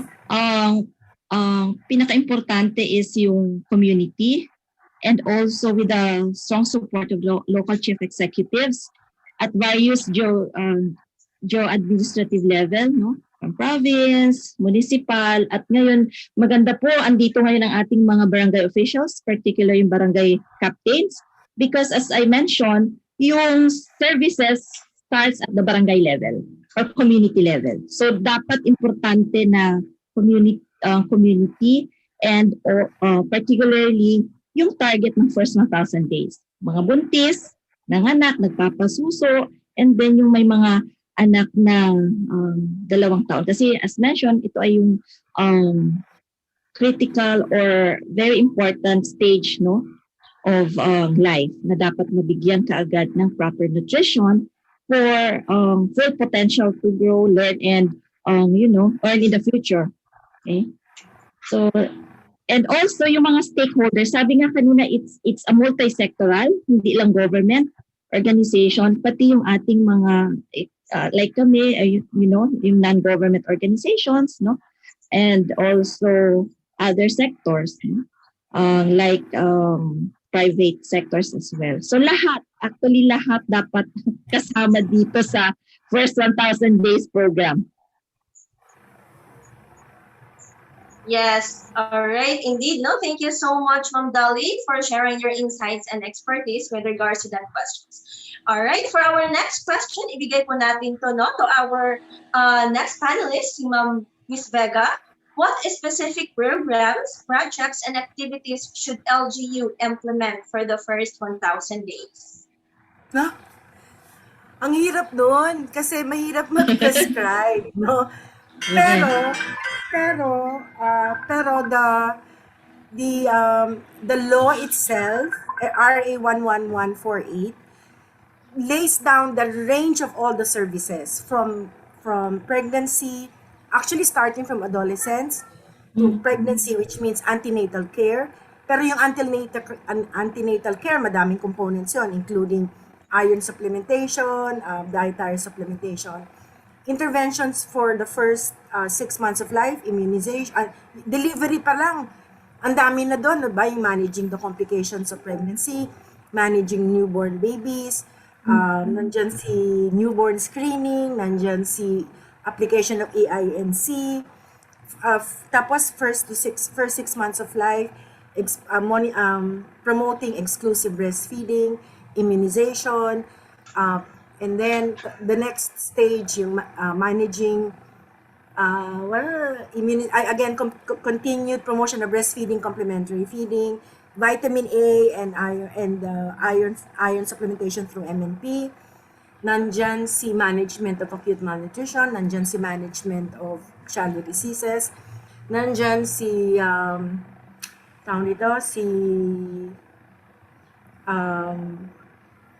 immunization. Pero all throughout that span of time, all throughout the life cycle, actually, there should be efforts for wash. Dapat malinis yung environment. Dapat merong efforts for responsive caregiving. Yung how do you make the children feel secure and motivated to learn to explore their environment. Dapat merong interventions for early learning. How do you make children want to explore? And then, of course, dapat may interventions to ensure safety and security. Safety in the broad sense of making sure that the environment is clean, making sure that there are no physical risks like may pakong nakausli or something like that. Plus safety from all kinds of abuse, neglect, being neglected, being abused. So it's a range of services. And I think what the LGU should really do is to determine ano ba yung pinaka-need niya and how do you make these services link with each other. They should not be yung kanya-kanya, yung kanyang sariling track, but dapat integrated siya. So for example, when we do immunization rounds, can it be a platform for also distributing vitamin A? Can it be a platform for showing what responsive caregiving is? Yun, there's really no hard and fast must way of doing it. And we are really hoping that the LGUs, when all is said and done, when all the guidelines coming from the national level are brought to the local level, the LGUs exercise their wisdom and say, eto, ganito namin gagawin kasi ito yung aming need. Ito yung gagawin namin kasi ganito yung nuance ng aming community. Pero I think at the end of the day, what we should always have in mind is that first 1,000 days population. It's not about doing immunization well. It's about that child that needs the range of services. And I think kung ang eyes nandun sa ball na yon, yung mga issues ng conflicts, personal conflicts, mga agawan ng turf, maaayos siguro yan. Kasi ultimately, yun ang iisipin natin. How do we deliver a service? This range of services to that particular population group. I think that's what I have to say. Thank you. All right, thank you so much, Ma'am Lourdes, for sharing your insights. I know na marami po sa ating mga LGUs, marami po silang natutunan with the tips and the knowledge that we have shared.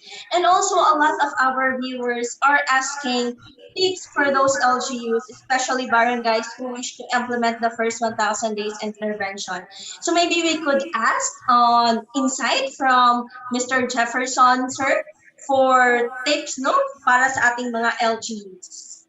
Yeah, tips in terms of implementing the first 1,000 days of life. First, we need to ensure that we are the baseline first. What are the issues within our community? Because it's a contextualized approach dapat eh. Hindi nga sabi ko kanina sa presentation ko, it's not one fit size all lahat kung ginagawa natin. So kailangan natin malaman what are the major issues within our barangay, within our municipalities. And pag ginawa natin situation analysis na yun, we need to ensure also yung multi-sectoral and multi-stakeholder participation in terms of crafting na yung mga policies within our areas. Kasi alam naman natin within our LGU level, barangay or municipal level, lahat ng kailangan natin gawin ay dapat nasa policy or program. So kailangan yun ma-ensure natin na multi-sectoral and multi-stakeholder to. Next, we need to conduct an in-depth session in terms of the building blocks, yung binanggit ko kanina, and also the nurturing care framework. Kasi doon tayo magbe-base ano yung mga gaps natin within the first 1,000 days implementation. Next, tayo, mga CSOs and other NGOs, UN agency, will also need to continue yung government, need to continue provision of technical assistance to integrate sectors and monitor those commitment ng each agencies or within the LGU level.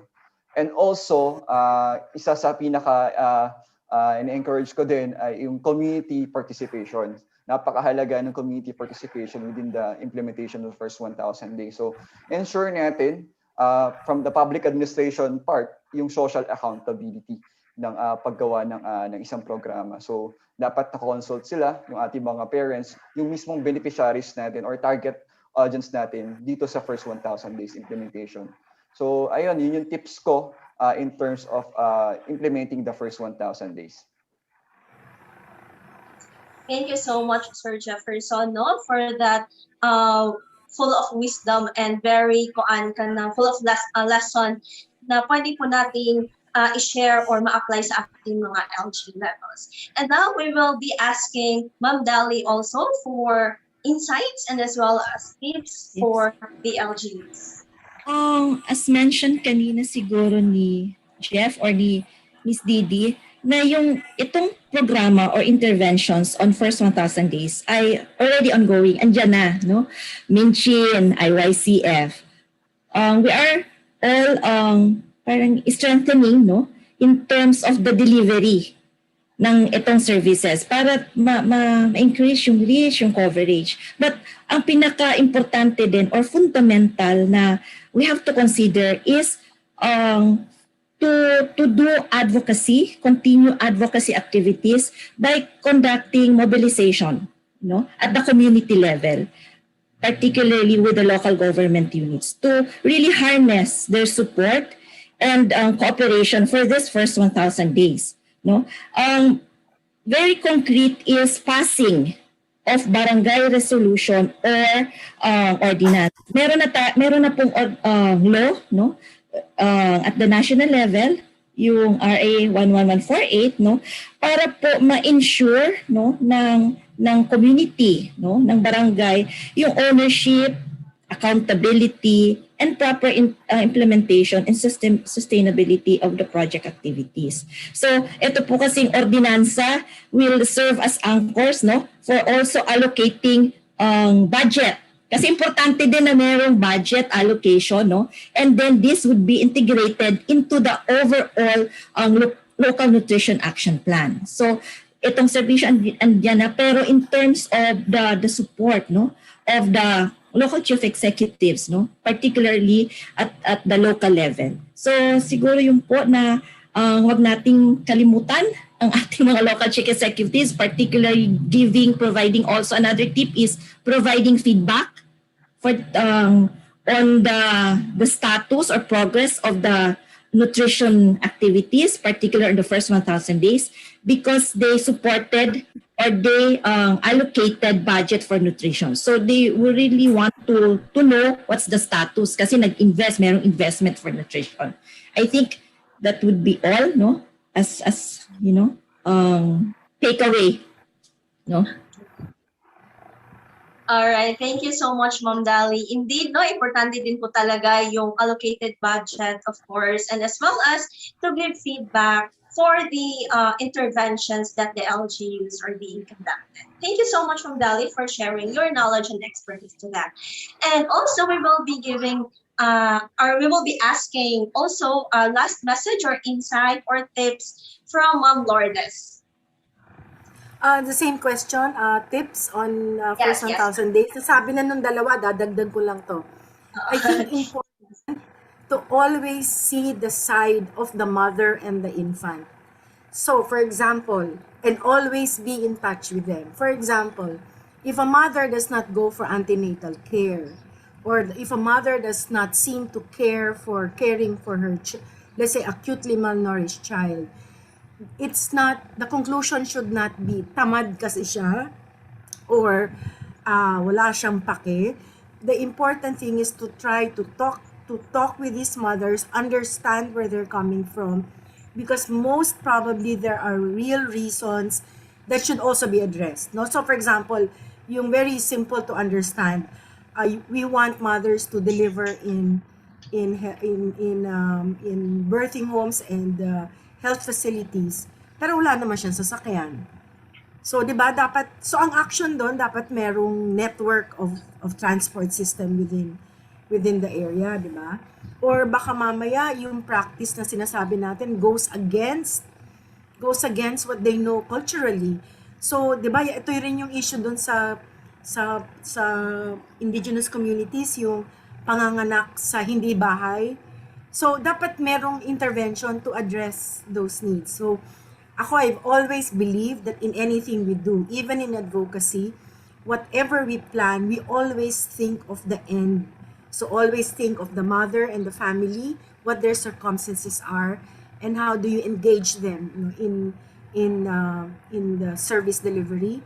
When you do advocacy, you don't think of the message you want to give, but you think of what is it that you want the target to do, para yung everything else will be guided by that action. Siguro in addition to what have been said, but I agree with Jeff that first thing that a barangay captain should really do is to know ano ba situation ng first 1,000 days sa kanyang barangay. Namamatay ba mga bata? Namamatay ba mga nanay? Ilan ba ang stunted? Ilan ba ang wasted? Ano ba yung mga services na nandyan? Ano yung wala? Ano yung dapat ayusin? Ano yung dapat idagdag? Ngayon, sabihin nyo, ay, ang dami-dami naman yan. Then you should take it piece by piece. Kung ito muna ngayon, sige, for this year, ayusin natin to. Next year, idagdag na natin to. Or something like that. And I think you really have to have some kind of a long-term vision. And everybody's been saying this, the Mandanas ruling is there. And it opens, we think it opens a wide range, it opens a wide door, no, for finding ways of investing in the first 1,000 days. Yun lang, Miss Bliss. Thank you so much po, Ma'am Vega, for sharing that wonderful tips and message for our dearest LGUs. All right, once again, thank you so much, Mr. Gregorio, Miss Dali, and of course, Miss Vega, sa pagbigay po ng magandang lessons and for sharing your expertise on the first 1,000 days of life. Kumbaga po, sa pagkain ng nutrisyon, nasa appetizer pa po tayo. We have a lot of distinguished guest speakers with us this morning. All right, so now we have given an in-depth discussion in the first 1,000 days. Ladies and gentlemen, join us as we immerse in another technical discussion by our next speaker. With us today is the President of the Philippine Association of Nutrition, PAN Cebu Chapter, Director of Community Extension Services, Office of Matias H. Aznar Memorial College of Medicine, and former Project Development Officer 3 at the Office of External Affairs from the Office of the President of the Republic of the Philippines, Malacanang Complex. Without further ado, let's give it up for Mr. Jarvis Esparchina as he will give us a discussion on strengthening the nutrition program in the barangay setting. Mayong buntag kanimo, Sir Jarvis. Take it away, sir. Maayong buntag, Bless. No? Maayong buntag sa tanan. Magandang umaga po sa lahat. Yung hindi nakakaintindi ng Bisaya. Kindly share my slides.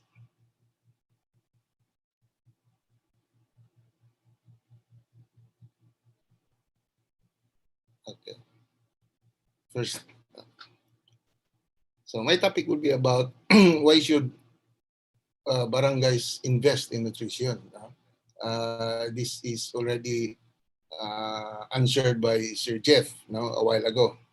However, according to the World Health Organization, over 5.9 million children under 5 years old worldwide died due to malnutrition. This data from the Food and data also from the Food and Nutrition Research Institute gravely complements this figure, with the agency disclosing that almost 1 in 3 Filipino children aged 0 to 2 is marked as malnourished as early as 2013. The FNRI also reveals that stunting, or the impaired growth and development that children experience from poor nutrition and repeated infection, is also prevalent in the Philippines, with 1 in every 3 children under 5 becoming stunted, and 11 of the 17 regions in the country reporting high stunting occurrences. Meanwhile, 1 in 4 pregnant women in the country were recorded as nutritionally at risk by the FNRI. So in the next slides, you will see the nutrition situation in the entire Central Visayas. I will not delve much on this because this was already presented a while ago. Next slide, please.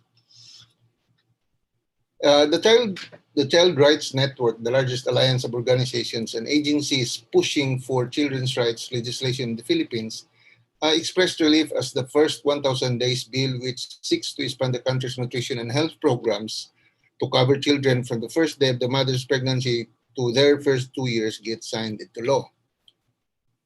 That is why in the next slide, you will see the breakdown of the program of the first 1,000 days. Now, during pregnancy for 270 days, you can avail the listed services in the law or in the bill.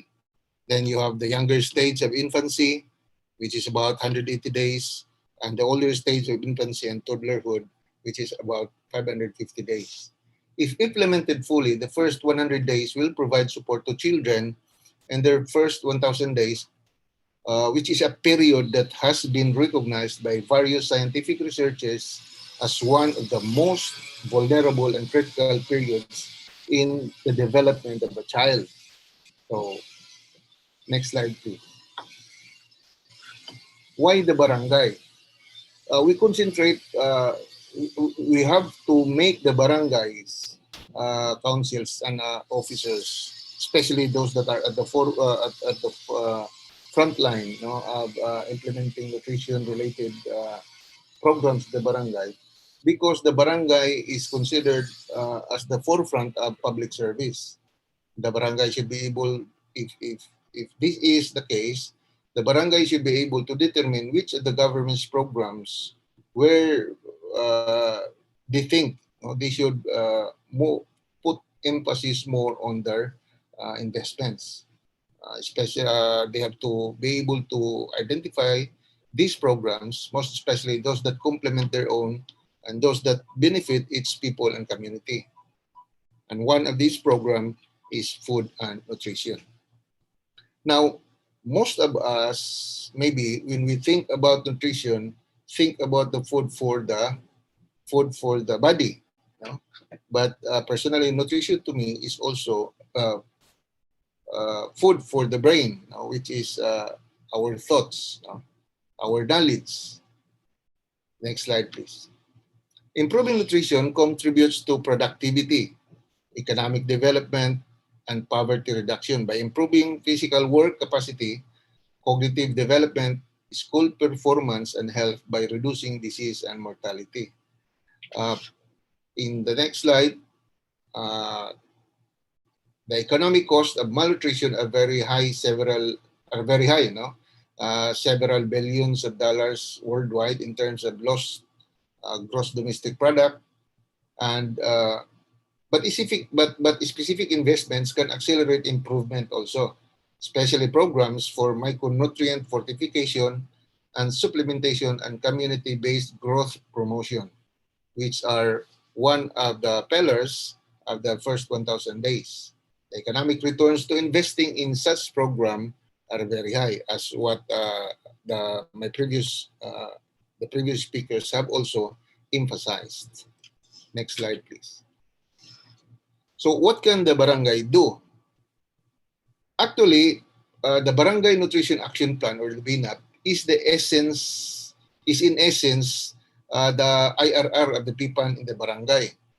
But most, if not all, barangay councils regard it as a mere compliance for as expressed as a least priority in the barangay's development agenda. Kanang siya rin makita? Or in the AIP. Most of those working also has a view that for a program or a project to succeed, all it needs is funding. However, in my experiences, there are programs and projects of the government who has more than a wash of funding, but in the end does not also translate into success stories. So when you do a project now, it is also best to communicate the programs and projects to its intended beneficiaries so that people in the community will understand its significance and how they will be affected. Therefore, it can translate into their participation and support.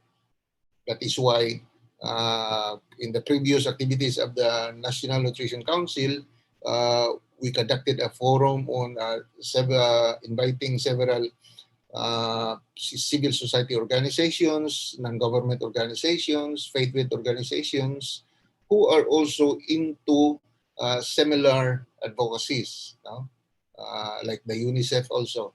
They can provide technical as well as assistance for funding. So I have listed some suggestions by which the barangays now can initiate activities, like initiate community-based growth promotion. As I have said, when the intended beneficiaries know the significance of the project, they will support. So programs such as nutrition education is also very important for the barangay to do. Establish a food resource community common facilities.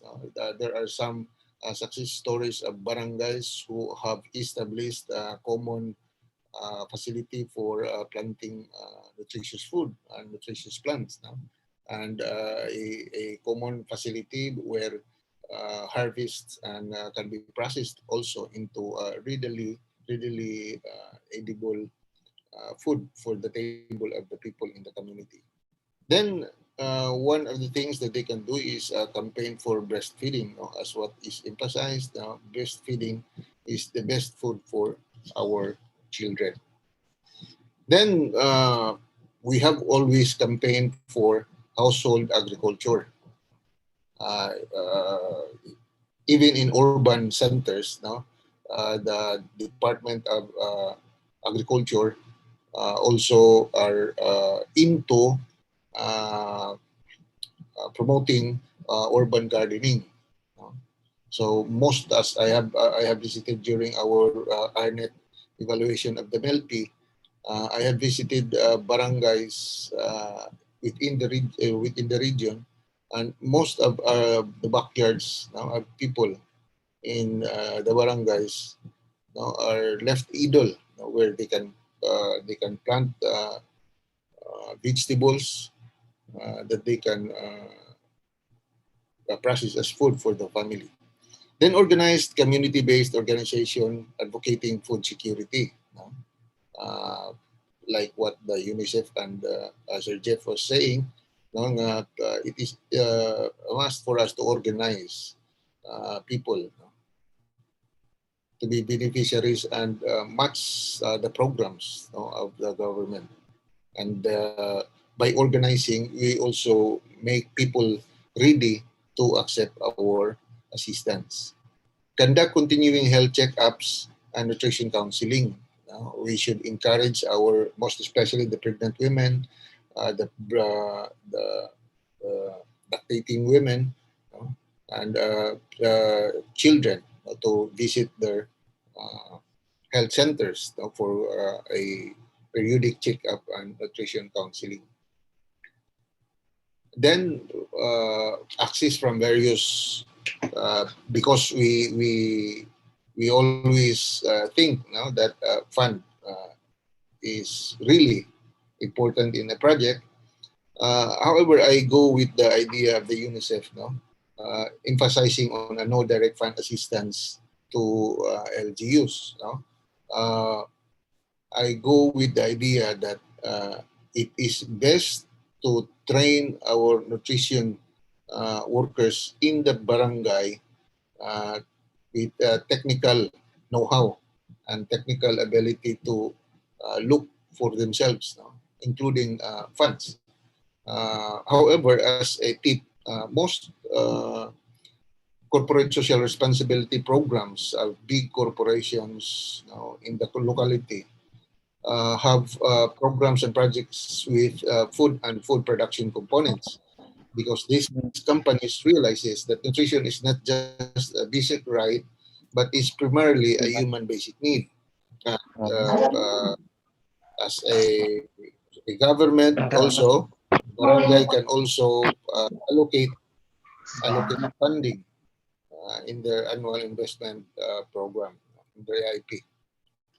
So, as a tip, as additional tip, the first 1,000 days act, the bill or the law, the first 1,000 day law is a source of many assistance. You just have to avail it from your area.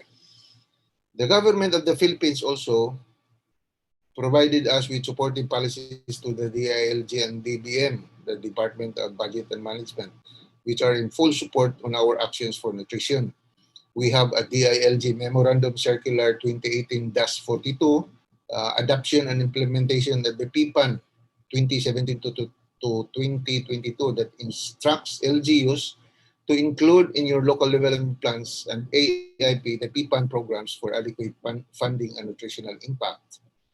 Likewise, the DBM Local Budget Memorandum number 78 is a guidance on the preparation of the FY 2020 annual budgets of LGUs, which enjoins all NGOs to prioritize local funds for PPAs, including the local nutrition action plans. This is what we all hope to endeavor in the coming years of the implementation of the PPAN. So in closing, I would encourage all the barangay chairmen and the barangay councils to seriously regard the BNAP, their local action plan, as important component in their barangay development programs. That's all, and thank you for this opportunity. Good morning once again. Thank you so much, Sir Jarvis, for your dedicated time and also for sharing your insights in strengthening the nutrition program in the barangay setting. Indeed, it is timely and relevant, especially to our beloved barangay captains, BINAUs, and SBS on health na maoy atong key stakeholders aron sa pagpadayon o pagpalambo sa atong programang pangnutrisyon sa barangay. Kanunay kitang nagahisgot noon our campaigns for the first 1,000 days of life. Lakip na nga pagpalambo sa atong nutrition programs din sa Central Visayas, particularly in barangay setting. Karon mga kanutrisyon, gusto usab natong mahibaw-an kung unsaon o giunsa ang implementing scheme of the first 1,000 days in the Barangay Nutrition Action Plan. Speaking of, malipayon kita kay adunay usa ka LGU nga anda mo paambit sa ilang aktual nga kasinatian kung giunsa nila paghimo nga malampuso ng ilang implementasyon on first 1,000 days ug ilabi pa sa pagsiguro nga malakip kini sa ilang barangay nutrition action plan. Alright, aron mohatag kanato nining maong kasinatian on financing the barangay nutrition action plan atong makauban karon gikan sa barangay Kang Ete sa Siquijor ang maambungon nga chair of the barangay Kang Ete Nutrition Committee ug aktibong barangay captain Honorable Melward C. Padagok. Sustansyadong adlaw kanimo diha ka. Thank you, Bless, for the warm introduction of ngayong buntag. Sa atong mga participants nining atong Zoom conference, ingon man sa tanan natong mga viewers via FB Live, fellow public servants, may usbon ako mayong buntag kanatong tanan. Maayo gyud kayong atong buntag runo kay bisan pa sa in spite of the pandemic, aniya gihapon kita karon nagkatigom para sa usa ka advokasya ang paghatag og maayong panglawas sa ato ang mga katawhan, ilabi na gayud sa ato ang mga buntis nga inahan ug ingon man sa mga kabataan during the first 100 days of life. So, my topic 1,000 days of life. So, ang akong topic karong buntaga is about financing the barangay nutrition action plan. Kung moingon ta nga financing usa gyud ni sa maka-pressure sa kay patod pa sa atong mga previous speakers ganina nga naagyo dito sa barangay ang implementation sa ato ang mga programs. So ngayon ta nga financing sulod din sa atong una ang kwarta kay back sa previous slides sa ma'am. Paki-back sa previous slides. Kung ngayon ta nga financing na musulod din sa ato ang huna-huna ang kwarta kay matod pa sa uban ang kwarta daw mao ang ato ang ikaunom ka senses o dili makalihok ang ato ang the other 5 senses without proper funding. So ingani sad ang ato ang barangay nutrition action plan. Kung wala siya o sakto nga pundo pag-implementar sa ato ang mga plano, magpabilin lang kini nga usa ka scratch of paper. So mao na ang ato ang hinay-hinayon nato pag karong buntaga. Pero before that, let me give you a short background with our barangay. Our barangay Kang Ete is one of the smallest barangay in the island province of Siquijor in terms of population. Pero bisan pa sa amuang pagkagamay, usasad na sa among matawag nga barangay Kang Ete is one of the healthiest barangay. Kay nga naman, we have 0% malnourishment, zero stunting, wala mi oy underweight, wala sad oy wasting. Aduna lang mi oy isa ka obese nga closely monitor karon pero usa ni siya ka returning resident and hopefully makarecap mahinay pag-recover pinaagi sa tabang sa ato ang mga BNC members. Gawas ana sa community participation, Barangay Kang Ete now awarded as most performing barangay in second quality postpartum care and in blood donation campaign in calendar year 2019 and 2020 respectively. Meaning nga ato yung gihatagan pag-ayo o pagtagad ang ato ang mga buntis kay diha nagsugod ang kinabuhi sa bata. Kay ang mga dili lang sa blood donation, dili lang sa buntis ang ato ang tagaan or maandaman og dugo sa ilang pagpanganak kundi nasab sa uban nga masakiton. So kining tanan nga mga achievements sa barangay is usasad ni sa amo ang challenge pag-attend ani nga conference aron ma-improve pa or ma-sustain pa ang amo ang pagserbisyo at the barangay level. So kining tanan is possible pinaagi sa ato ang Barangay Nutrition Committee. Next slide please.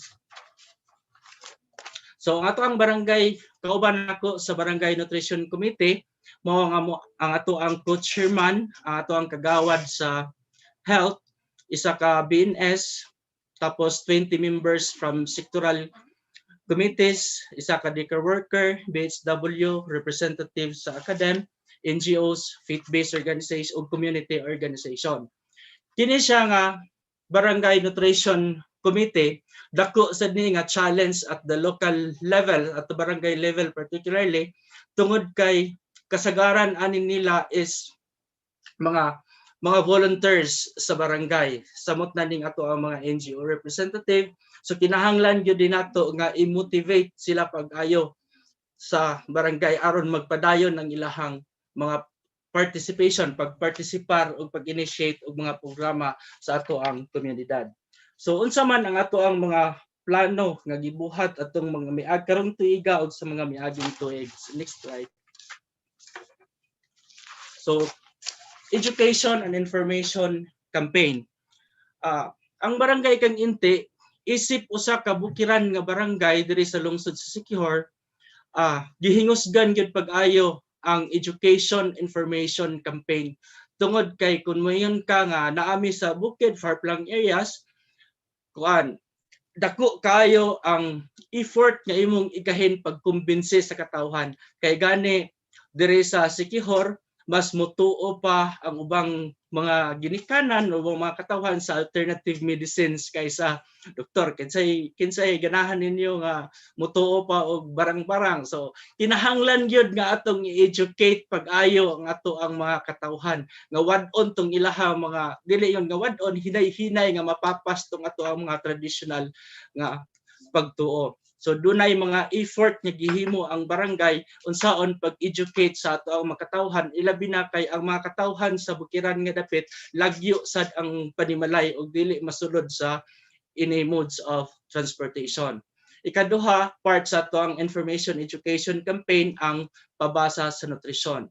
Ikatulo is ang pregnancy tracking nga kinahanglan gyud nga sugod pa lang sa pagtungtong sa bata sa pagka-teenager, ginatrack na dayon sa ato ang mga health workers, ingon man sa ato ang mga BNS, pinaagi sad sa participation sa ato ang komunidad tungod kay kasagaran sa dili ma-monitor sa uban ang teenage pregnancy nga dili makumpleto ang ilahang 4ANC VSET.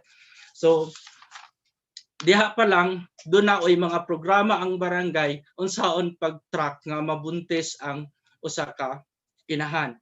So ikatulo is ay kaupat is weight and height taking and monitoring. Kini regular ni nga gikandak sa ato ang mga BNC member pinanguluhan sa ato ang BNS.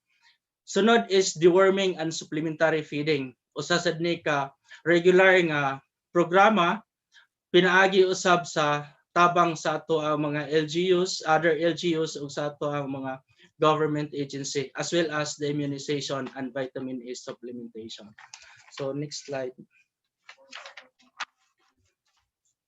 Karon ang pangutana, asa man naana ang ato ang barangay national nutrition action plan.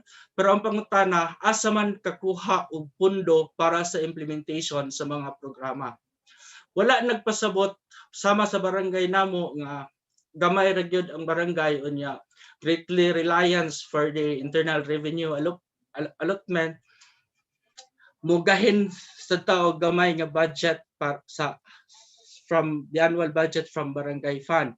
Na diha ang makuha tag gamay sa 5% God fund para sa ato ang mga kababayen-an ug ngadto sa mga buntis, nasad ang 1% nga BCPC fund or kanang gitawag nato og child friendly fund.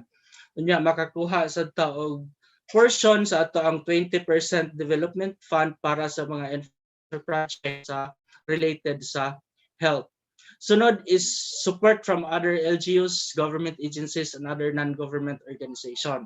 So sa akong giingon din na nga most barangays diri sa amoa nga province which is 5th class municipality mi dire is nakadepende gyud mi sa budget sa era.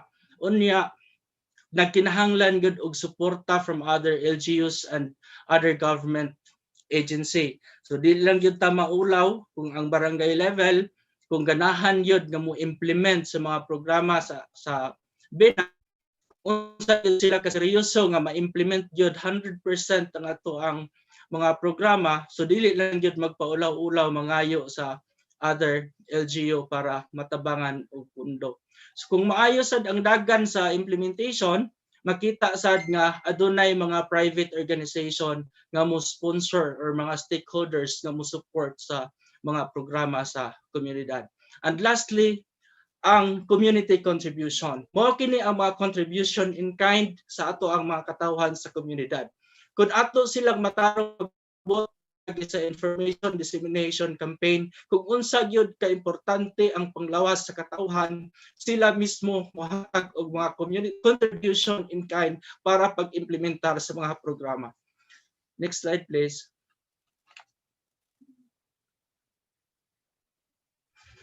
So to summarize the BINAP funding, sa akong na-mention ganina, we have 5% GAD fund, child-friendly program, 1% barangay fund, and then regular budget ni kasagarang makuha nato sa other LGUs like sa health, sa RHU, sa DSWD, sa Dole for livelihood and daycare. So dili babag ang kagamay sa pundo para gyud atong ma-implement og tarong ang ato ang mga programa o proyekto bahin sa nutrisyon sa barangay. So aron paghatag kaninyo og mga visual pictures kung unsa ang mga gibuhat sa moang barangay pag-maintain sa kahimsog sa panglawas. So among ipakita or i-share ninyo kung unsa ang mga programa nga gibuhat sa barangay sa next slide. So trainings and seminars. Una, ato gyud nga gihatagan gi-train og ang ato ang mga BNC members, ang ato ang BNS, mga BHW, mga health workers aron mahatagan gyud sila og igong kahanas dili lamang sa pagplano kundi pag-implementar sa ato ang BINAP. Sunod is sectoral meeting such as women's associations meeting, mga agricultures meeting, mo participate ang mga BNC or naay mga representative yo didto nga mo sa tanang mga meeting sa barangay, gagmay or dagko, mga purok meetings na didto ang ato ang pag mo sit in ang ato ang mga BNC members aron paghatag og mga informations bahin sa nutrition.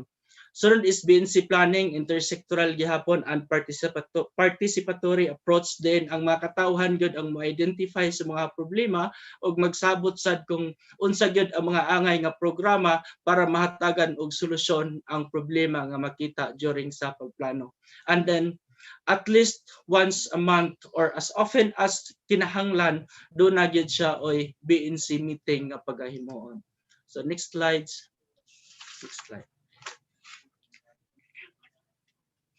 So BNC programs. Aduna kami ay gihimo nga agro trade fair. Then ang mga katawhan sa barangay mo display sa ilahang mga produkto sa ilahang backyard and field gardening project. So kato mga excess for their personal consumption, ilahang i-display aron ilahasad nga mapagkitaan. Adunay gulayan sa barangay diin ang katawhan sa barangay mooy nagtrabaho ug nagugmad aron mahatag sad nga usually mapagkitaan ug mahatag sad og libre kadtong mga excess sa gulayan, excess harvest. Tapos aduna tay mga programa para sa ato ang mga inahan. Dunay cooking contest, kasagaran mga cooking contest nga gihimo aron paghatag kay ang ilahang mga amahan, ang ilahang mga bana nagtrabaho sa umahan, nagtrabaho sa mga gardens, sa ilang tagsa-tagsa panginabuhian, mas maayo sad nga hatagan sad sila og maayong pagtagad. So hatagan sad sila og maayong pagkaon pag-uli kay aron dili ganahan sad sila trabaho. And then sunod nga suporta sa barangay is Abono for Work program. Then ang matag panimalay sa barangay gihatagan ni sila og tagtunga sa sako nga abono pag-encourage nila nga mo ugmad yun or mo baol sa ilahang tagsa uma nga dili lang sa ilahang tagsa ka bisan wala sila o igong luna is diha sa ilang backyard, doon na gyud sila ay mga tanom-tanom, unya dili na sila kinahanglan nga magpalit pa og abono kay suportahan na sa barangay. So next slide. So mga IEC and advocacy, unsay gihimo sa barangay? Sa akong giingon ganina, kasagaran sa dili nato ma-monitor mo ang mga teenagers nga mabuntis. So regularly naghimo gyud og information education campaign for teenage pregnancy. Nga dili lang kadtong mga kabatan-on nga kababayen-an ang ato ang giedukar, kundi lakip usab tong mga batan-on nga kalalakihan. Kay dili man mabuhat sa batan-on nga babaye kung siyara ang pagpabuntis. So giapil nato pag-educate ang ato mga kabatan-onang lalaki. Pero kung kasagaran doon na gyud oy dili mo attend og mga meetings, mga trainings ug seminars, so ato agud gihapon na siyang gihatagan og mga pakulo aron gyud sila ma-educate bisan og dili sila mo attend bisan unsa og patawag sa barangay, dili sila mo attend sa meeting tungod sa ilang tagsa-tagsa ka gimbuhaton. So nagbuhat og mga pakulo ang barangay para maengganyo gud sila pag-attend, tapos atong ma-edukar gyapon or ma-insert ang ato ang mga education campaign sama sa teen pageant promoting backyard gardening. So nag through visual pageant atong na via Facebook, tapos limit ang participant nga ma-promote ang backyard gardening sa komunidad. Sunod is Hot Mama Nutritionista, nga kadtong mga inahan adunay mga subid suporta sa ilang tagsa-tagsa ka bana o sa ilang tagsa-tagsa ka pamilya nga nag-advokasya sa maayong pagbuntis o pagpanganak, and then pabasa sa nutrisyon nga regular nga ginakandak matag tuig. Next slide. So the BNC regular services, basic services, immunization, vitamin A supplementation, dietary supplementation, height and weight monitoring. So next slide. Next slide, ma'am. So other activities sa community includes food processing training. Kini siya sponsored by private agency nga welcome sa barangay tungod kay ang mga excess consumption nga produkto sa ato ang tagsa-tagsa kaumahan kinahanglan ato ang ma-preserve ug ma-process. So makahatag sad og panginabuhian sa ato ang mga kababayenan. And then children physical activity program nga ginatigom sa ato ang mga kabataan para dili lang sila makuan sa mga gadget kundi na sila mga outdoor activities, and then mga involved sila og mga social activities. Sunod is Family Day, regular sad niya ikandak sa komunidad, paghatag og camaraderie sa ato ang tagsa-tagsa ka pamilya sa komunidad. Then sa tanang gatherings maka-insert sad og mga education campaign ang ato ang mga BNC members. Community feeding program. Sa akong na-mention ganina, ang community feeding program nga ginihimo sa amo ang barangay is usually funded by contribution in kind sa ato ang mga katawhan. Then ang mga katawhan magtampo-tampo sa ilang tagsa-tagsa ka produkto hangtod maka-come up og mga maayong recipe nga pagausahan usab og pagkaon sa katawhan. So next slide. So katong tanan nahimo nga posible na ang mga achievements sa moang barangay, bisan unsa kagamay ang pundo, na implementar gihapon ang ato ang mga programa o proyekto bahin sa nutrisyon, pinaagi gyud sa tabang usab sa mga katawhan.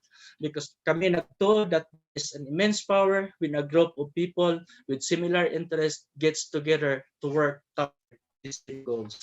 So daghang salamat o hinaot mi nga kami naka-encourage usab sa ubang barangay, kay kung nakaya namo nga usa ka gamayng barangay, how much more nga dili makaya sa uban nga mas dako pa nga barangay kay kanamo. Daghang salamat and thank you and good morning again.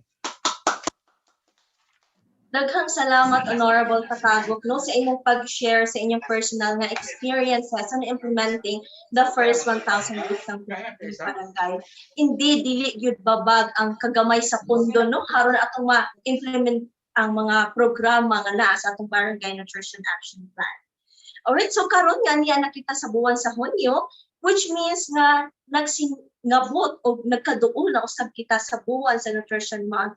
Mga kanutrisyon, speaking of Nutrition Month, excited na ba kamo hibaw-an kung unsa ang atong ika-47th nga Nutrition Month regional plans? Kahibaw kung naghinam-hinam na sab kamo aron usab magiyahan ang tanan natong participants sa inyong mga kalihukan pagsaulog sa Nutrition Month sa inyong tagsa-tagsa ka mga lugar. Busa dili nga nato langanon pa mga kanutrisyon to present to us on the 2021 Nutrition Month celebration. Let me introduce our very own Nutrition Officer 3 of the National Nutrition Council Region 7, Ms. Nasude Gisuluta. A healthy morning kanimo diha, Ms. Nas. The floor is yours, Ma'am Nas. Mayong buntag, and I hope you could hear me clearly. So, kanang kuan, na mamalihog lang po ko sa atong mga kanang participants karon na mag-mute sa ilang mga kaugalingon para makapaminaw ta sa atong kanang discussion karong 47th Nutrition Month, no? So, hapit na jud kaayo ang atong July na Nutrition Month and magsugod na jud kita. So, unsa atong kastoryaan ani atong kanang Nutrition Month karong tuig. So, sa 2021 na Nutrition Month, ang atong pinaka-focus jud kung wala mo kabantay pa tibok na nato nabuntag dili kastoryaan ang first 1,000 days. So sa first 1,000 days nato una nganong kani may atong gikanang focus karon. Una kay gamay lang ang nakahibaw or nakahibalo kabahin sa first 1,000 days na strategy. So nagpasalamat mi sa inyong pag-attend karong adlaw kay medyo daghan na jud ang siguro naka-focus na, no? So sa atong mga naminaw na naabot og 199 sa atong YouTube kanang account and sa 99 na naa diri karon sa ato ang kanang Zoom na kanang meeting, we're really very thankful sa inyo ha. So sa pag-recall lang no, gamay ra kaayo ang nakabalo aning first 1,000 days. Unsa ka importante ang first 1,000 days? 12% lang sa Central Visayas. Ikaduha, kailangan nato masugdan o pag-implement na ang RA 11148, no? Or ang Kalusugan at Nutrisyon ng Magnanay Act na nag-require na ma-mobilize jud or kanang daghan jud kayo magimok jud natong atong mga resources para sa mas scaled up na intervention during the first 1,000 days. Kanina mga effort or ang continue nato na mga effort para pag-address sa malnutrition gamit sa PPAN, sa ARPAN kung sa region, and sa BINAP pag-abot sa province sa kanang barangay level, nag-concentrate unta sa first 1,000 days of life para ma-prevent ang undernutrition and obesity. So mauna siya ang kanang nag-focus ta sa first 1,000 days. Sa sunod na slide, makita ninyo ang atong campaign objectives na atay tulo ka I. So dapat dili nato kalimtan ang tulo ka I sa karong tuig nato na kanang objectives. First is to educate. Nganong kailangan tang mag-educate? Kay para maka-increase ta sa understanding or dapat mutaas ang kahibaw sa atong mga kanang community, no, about the first 1,000 days of life strategy and ang PPAN as an overall framework. Ikaduwa, encourage, no? So kailangan i-encourage nato siya maka-facilitate tag collaboration dili lang among the members or kanang dili lang ang atong sa government but pati ang kanang stakeholders nato for scaled up intervention to fight malnutrition.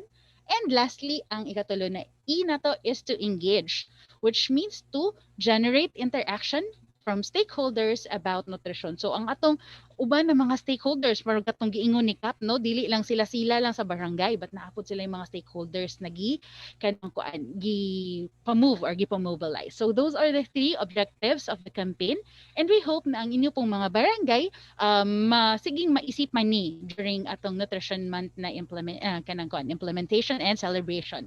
Sa sunod na slide, makita ninyo ang atong campaign objectives sa Central Visayas. So una, I-zoom pa. Nato ang atong knowledge by 50% target, no? So dapat ma-increase nato ang mga first 1,000 days. Ikaduwa, ma-improve ang breastfeeding and complementary feeding practices. So pagpatuloy unta mapa-increase pa jud nato, no? Kay as of karon sa Central Visayas 50% pa lang, no, around 50 pa lang. So isa sa kada duwa ka mama ang nagpatutoy og insakto sa iyang mga anak. While ang kanang sa atong kanang complementary feeding, makita ninyo mas gamay ang saktong pagpakaon katong gi-present ganihan ni Ma'am Suzette. Ang kanang sakto og kanang puno og nutrisyon na pagkaon. And ang lastly, ang kanang feeding practices kung sakto ba jud or kanang safe ba jud ang atong pagpakaon sa atong mga bata. And lastly, generate concrete commitment. So nangilanglan mi og inyong commitment, no? Gikan sa atong mga barangay na kanang mga kagawad sa atong barangay captain from local policy makers bisag ang kanang kuan nato sa SB, members sa atong local nutrition committee para sa pagsuporta sa atong first 1,000 days. Sa sunod na slide, makita ninyo ang atong target ug ang key messages. So kani sila jud ang tulo ka pinaka-target nato. Naapay uban pero sila ang main na target nato. Una, ang mga mamang nagsabak or ang pregnant women. Sa pregnant women, kailangan natong sige natong ibalik-balik sa ilahan, no? Na kumain ng sapat para tamang weight gain ang katapat. So kana ang atong siging ibalik-balik sa ilaha, kailangan insakto ang pagpagkaon, no, para sakto ang ilang gain o weight and dili ma-malnourish ang ilang mga anak. Kadua, families maging madiskarte sa pagpapakain kay baby. So dili siya kanang exactly na kanang need jud nato mangita o kanang mga mahalon na para pagpakaon para sa atong mga anak. Pwede lang jud ta makapangita og madiskartehan ra jud na ma-ensure na kanang ang atong mahatag na mga pagkaon sa atong mga bata is high sa nutrients and maayo para sa ilang edad. And lastly, para sa local chief executives, karon na atay mga kapitan na nag-attend sa atong barangay forum, ang nutrisyon ng aking bayan, aking pananagutan. So isa ni siya sa atong mga kailangan dun mabalik-balik, not only for local chief executives, but for barangay nutrition committees also. On the next slide, makita pa nato ang uban pa ng mga target audiences nato. No, ma-include ani ang atong mga health workers and other nutrition providers, sama sa atong mga barangay nutrition scholars, barangay health workers, and so on, ang atong caregivers and family members. So dili man lang jud ang kanang parents lang or ang mothers lang ang mapakaon sa bata.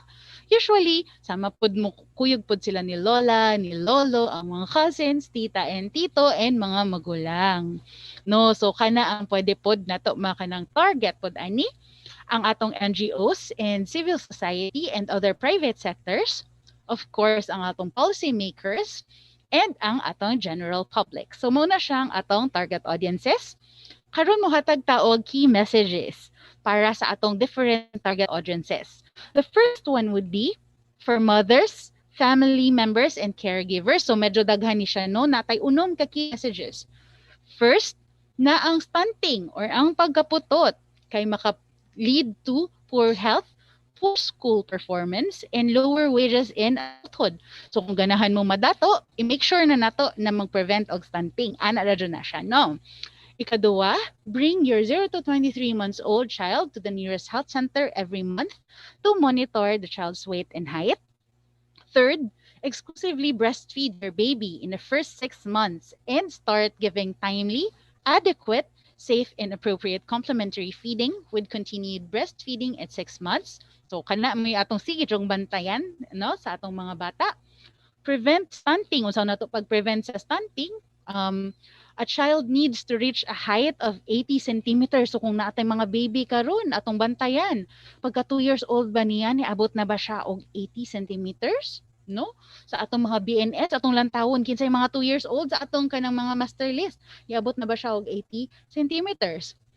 Ikalima, nurture ang atong mga bata in the golden window of opportunity. So mo dyan na ang gitawag nato sa first 1,000 days, no? The golden window of opportunity para makaprevent ta og stunting. And lastly, practice good hygiene, especially karon na naapag-yapon ta sa pandemic. Ensure lang jud ang kanang good hygiene, safe food and water consumption to prevent diseases and get proper medical care when your child is sick. So the next na pud na atong target audience would be our policy makers. So para ni sa atong mga naminaw karon na mga kagawad sa mga SB sa atong mga kapitan na naminaw karon nato, ang key messages nato would be first, ang stunting naka-affect 1 out of 3 Filipino children. So kung naamoy tulo ka bata dira na nagatubang ninyo karon, usa nila most likely stunting. And maka-impact ni siya sa school performance nato, low productivity, and in the future, lost wages and health outcomes resulting to mas dako na high na kanang healthcare cost, no? So mapamahal jud ta ani, no? Sige na lang manawag nato kay gipa-hospital, gibalik-balik inana nagka-problema sa health. Ikaduwa, ang high cost of undernutrition, naka-estimate, so kanhi jud atong tapatandaan, mahal jud di ay mamalnourish at 4.5 billion per year, no? So mao na siyang atong nabawaan. Pero kung mag-invest ta og around $1 in nutrition interventions, $1 mga 50 siguro na pesos, around $12 in foregone earnings of health expenditure due to undernutrition. So makasave jud di ay ta sa kada $1 nato na kanang investment para sa nutrition, makasave ta og around $12. Imagine that, di ba? Dato na jud di ay ta ani. Third, stunting after the age of 2 is irreversible. Dili na mabawi, no? But it can be prevented. So pag-abot na tog 2, di ba pila atong remember ganiha, a child should be around 80 centimeters when they reach the age of 2 years old, para ma-make sure na dili na jud sila ma-stunted kay irreversible di ay ang stunting. So kani ang atong dapat tandaan. Ikaupat, ang PIPAN 2017-2022 nag-provide og mga kanang direction. So daghan to siya mga programa ang atong PIPAN, no, para makapreventa og stunting. So ang ato ang goal jud is ma-reduce ang atong kanang stunting from 33.4% in 2015 to, oh my gosh, hapit na, no, next year. Hopefully maabot taning 21.4%. And number 5, stunting is a complex problem. So medyo daghan ni siya kanang kuan, dili na siya right away na usara ka pakaon, okay na ang bata. Mauning nagkailangan ta og multi-sectoral solution. Dili lang si health ang kanang kailangan na mulantaw ani atong stunting or mo address sa stunting, but other stakeholders as well, no? So ma-ensure ang food security sa atong family, services sa first 1,000 days, and economic access sa mga families. And lastly, the LGUs must prioritize stunting interventions, which includes nutrition, no? Dapat ma-include nato ang nutrition sa atong annual investment plans and programs. So, kamo ba mga kapitnan sa atong mga barangay pod, mga barangay kagawad, na-include ba sa atong AIP ang nutrition? No? We'd also like to know, so please comment it below. For kanang kuan nato, at for the last nato na kanang topic, I'd like to kanang share with you the position statement of the National Nutrition Council. Position statement. First, by working together, we can end all forms of malnutrition, and let us scale up critical actions in the first 1,000 days of life. So maula na siyang atong position statement, and we really hope that you could also kanang kuan help us, no, with this. So before ending, we would like to leave you with kanang kuan murag an acronym, no? Next slide, you will see pag-asa sa abakada. So mao na siyang atong makita. So nainay mga message dire na kanang kuan na daw sila yung mga nutrition included in their AIP. So there, pag-asa sa abakada is something that we really should consider. First, for A or A, alagaan ang buntis. For B, breastfeeding kay baby. For K, complementary feeding na sapat. So, and for D, dapat lahat. So for that, suportado ang PIPAN. With that, I end my presentation. So, Ms. Bliss. Once again, that was Ms. Nas, and thank you so much for providing us guidance on the upcoming 2021 Nutrition Month celebration. I'm very sure most of our LGUs na puyog nato karon are also excited for the launching of their own Nutrition Month celebration as much as we do. But of course, di nato kalimtan no, to always follow the minimum health protocol for the safety of everyone. Still speaking of the Nutrition Month celebration, we will now move forward to the regional plans for 2021 Nutrition Month and options for participation. To lead us the discussion, let's give it up for Ms. Shira Camille Tila Bastida, Nutritionist Dietitian 2 of the Department of Health, deployed to the National Nutrition Council Region 7. Take it away, Ms. Camille. Thank you, Bliss, and good morning, everyone. I will be sharing with you all ang atoang 2021 Nutrition Month plans. So unsa man ang atoang mga activities na atong pagabuhaton sa pagsuulog nato sa Nutrition Month.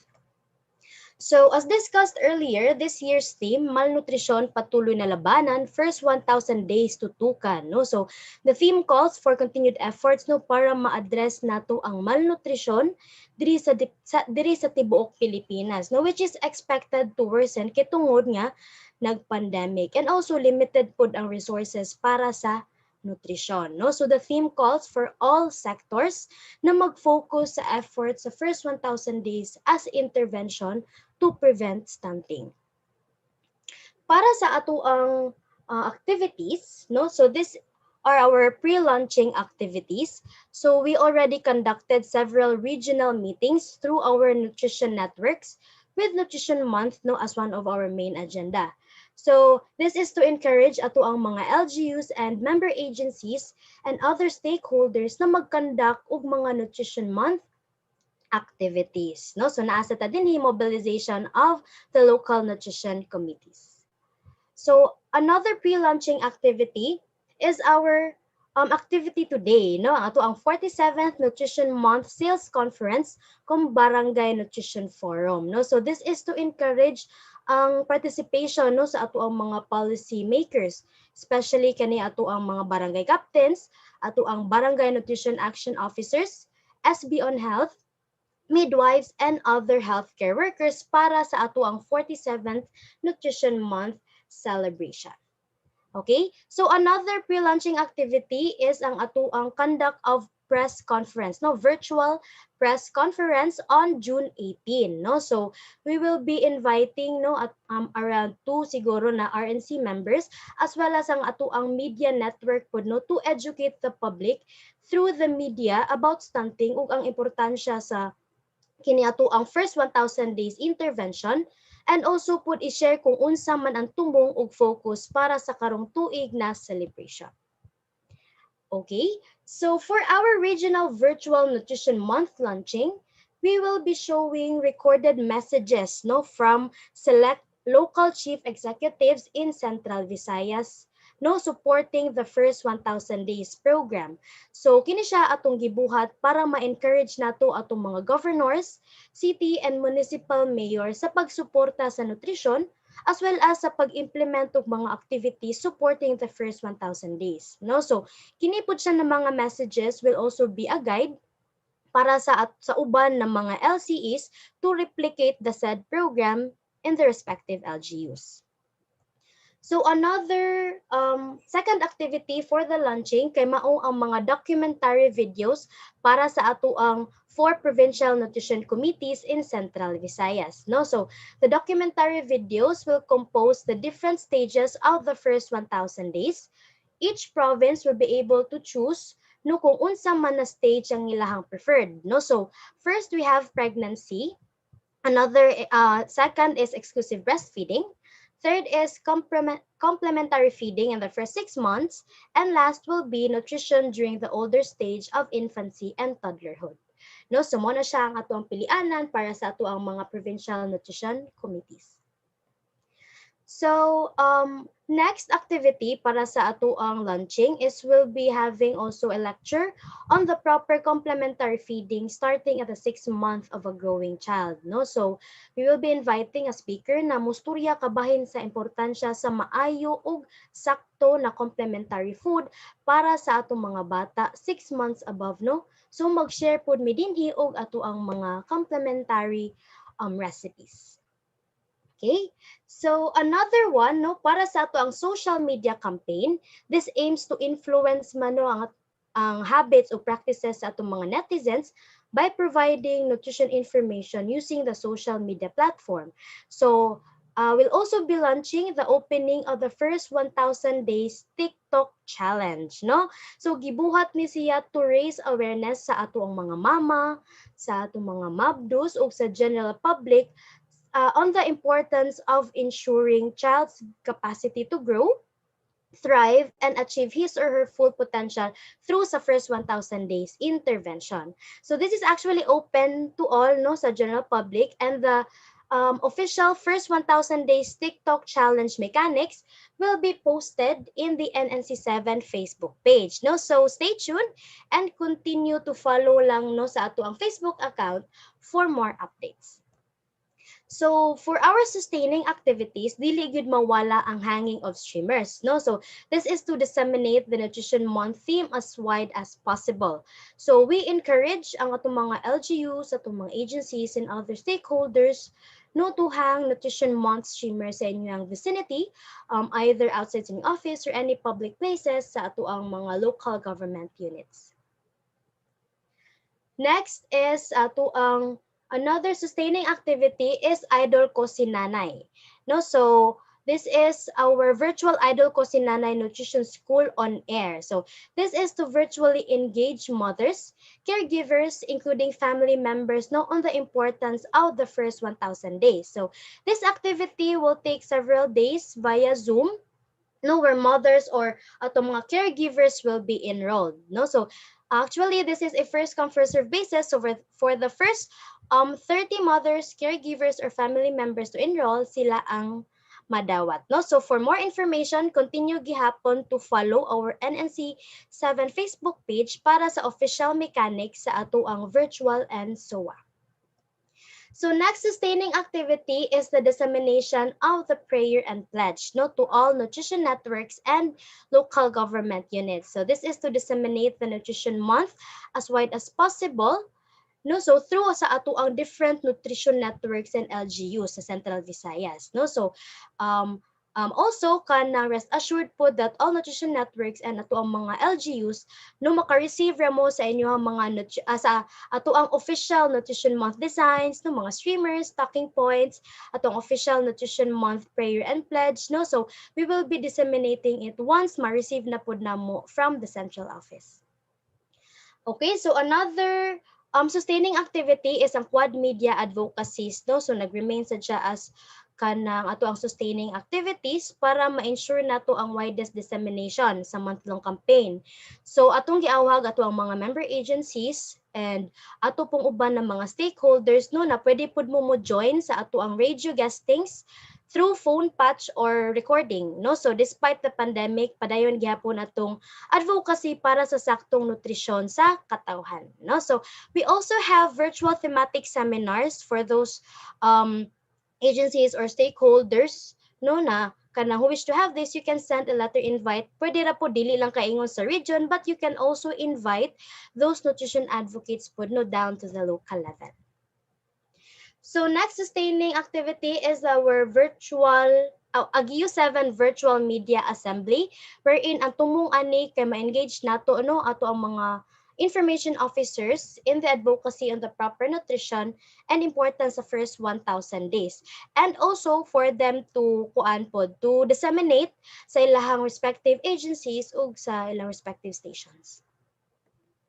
So aside also from kanang having the regional launching in July 1, stay tuned also kay aduna pud tay e-hisgot no or atong gitawag na educational health and nutrition information sharing geared towards development, no, so ato na siyang buhaton in July 22.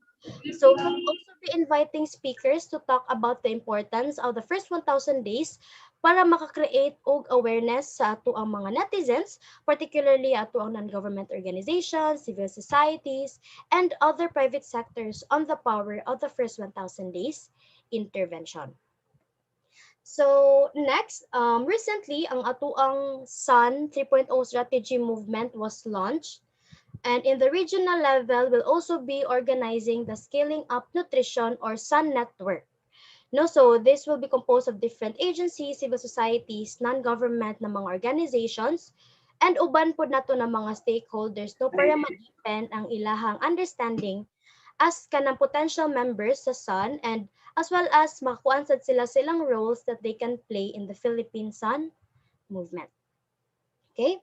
So, for the culmination of the 47th Nutrition Month, the 17th Regional Congress of Nutrition Action Officers and 2021 Grand Nutrition Awards will be conducted on August 13 this year. No? So, ang atuang awarding ceremony is actually based na siya sa atuang monitoring and evaluation na nahitabo gikandak sa atuang Regional Nutrition Evaluation Team pag April to May this year. So different awards will also be given to well-deserved nutrition committees and atuang mga healthcare workers.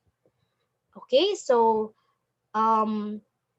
one of the reasons as to why we are virtually convened today is to gain support from our participants. So here is our options for participation for LGUs and stakeholders. No, so you may click the link sent in the Zoom chat box to answer. No, para maansira ninyo ang atuang options for participation. And I will also be sharing with you kung sa man ang sulod ni atuang options for participation for both LGUs and stakeholders. No, so akong giawhag ang atuang mga participants. No, so per LGU, itong giawhag ato ang mga local government units, ato ang government agencies, academies, non-government organizations, and other stakeholders no to answer ang atuang maansira ng atuang options for participation. So you may click the link sent in the Zoom chat box and you will be directed ani na page. No, so makita raman kani atuang options for participation. So first is i-click lang ninyo kung asa mo assigned. No, so either if sa LGU, you can click sa LGU, either province, city, municipality, or barangay. And then for stakeholders, for agencies, academies, hospitals, and other stakeholders, you can click here. So first is ato sang ikuan ang for LGU. So right after that, ma-direct na din mo ani na page. No, so I hope na nag-answer pud mo sa inyo din ha on your seats na wala minaw.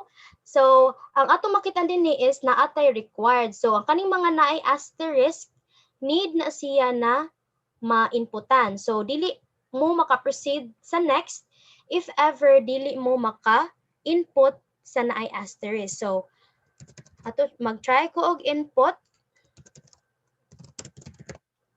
And then for the barangay, if ever sa barangay ka and then you attended the sales con, so you can put here kung saan na barangay, but you can just put an A if ever ka na not applicable. So next, you will be directed here sa ato ang here. So specifically, we commit to do and participate in the following activities. So unsa man na mga activities ang inyong i-implement no sa inyong LGU. So naata din naatay box, you can click here. Pwede ra sad mo maka-click more than one kung ganahan mo daghan na ma-implement sa inyong LGU no para sa ato ang Nutrition Month celebration. No, and then if ever wala na butang dinhi, you can also specify, so click other and then pwede ra ninyo ma-type kung unsa man na mga activities ang inyong ganahan pa i-implement. Okay, so another one here is ang support sa full implementation sa RA 10028 or ang expanded exclusive breastfeeding in the workplace law. So you can also click put more than one sa box if you wish to implement or to adapt na niini ato ang mga activities. No, so same goes here sa ato ang pag-participate sa atong Regional Virtual Nutrition Month launching. So if mag-host pa mo og watch party or maghatag mo og recorded messages sa inyong governor or sa inyong city mayor or municipal mayor, no, and then produce mga documentary videos, and then you can also submit entries and write stories, no. So pwede ra jud mo maka-click ug more than one. So same also sa ato ang online nutrition advocacy. If you want to upload the 2021 Nutrition Month prayer and pledge sa inyong gi-manage na Facebook accounts, and then share an uplifting social media post, no, featuring a male person who does his share in caring or nurturing his below 2-year-old child. Or you can also have use the 47th Nutrition Month katong Facebook profile frame, no, that NNC7 will release in the late June 2021. So makita asad na nato. And then also encourage your governors, mayors, barangay captains to join the webinar in the first 1,000 days, or invite BNSS to join the Nutri Jingle contest, no. So we'll also have kaning Nutri Jingle contest sa ato ang mga barangay nutrition scholars, and the mechanics as well will be posted pod in our NNC7 Facebook page. No, so next is, as you can see, naana po siya asterisk, no. So need na sa ninyo butangan, no. So if ever you want to hang streamers or produce mga information education materials such as flyers, mga stickers, no. And then here is the promote. Unsa man ninyong pag-promote sa upcoming 47th Regional Nutrition Month celebration. So either print or radio, no, or if ever social media kung dili man gani mag-radio or print, no. Okay? So here is ato ang initiate activities sa inyong LGUs if mag-organize ba mo online forums or any na mga activities na mag-highlight sa karong tuig na tema. Next is mag-hold og mga special events, no, other mga activities, mga nutrition quizzes ba, cooking contest, home gardening, or essay writing contest, jingle making, and other activities no na related or ma-focus ang importance sa proper nutrition in the first 1,000 days. And then you can also promote and disseminate correct information on stunting in the first 1,000 days through print, or you can also have it in social media or radio programs. And then putting up nutrition corner in bulletin boards, no. So pwede ra jud mo maka-click sa inyong preferred na mga initiative ninyo ng mga activities for NM. So if you have also other na mga activities na maka-highlight o promote sa proper nutrition in the first 1,000 days, you can also specify it in here, no, mga butang na ninyo. So next is need lang ang inyong full name, ang inyong name para ma-submit nino ang ato ang options for participation. So write ang inyong full name, ang inyong designation either sa LGU, so sa inyong designation, and then your contact number, and then your email address, no. So need man gud siya, so dili mo maka-next kung dili ninyo mabutangan og input. Okay, so kay naa man siya asterisk. So once na maka-input na mo, so and then click submit. Once na maka-click mo sa submit ang inyong answer, no, sa niini atong options for participation in the LGU, makuha na mo, no. So ma-report or ma-send na sa amoa through sa among access.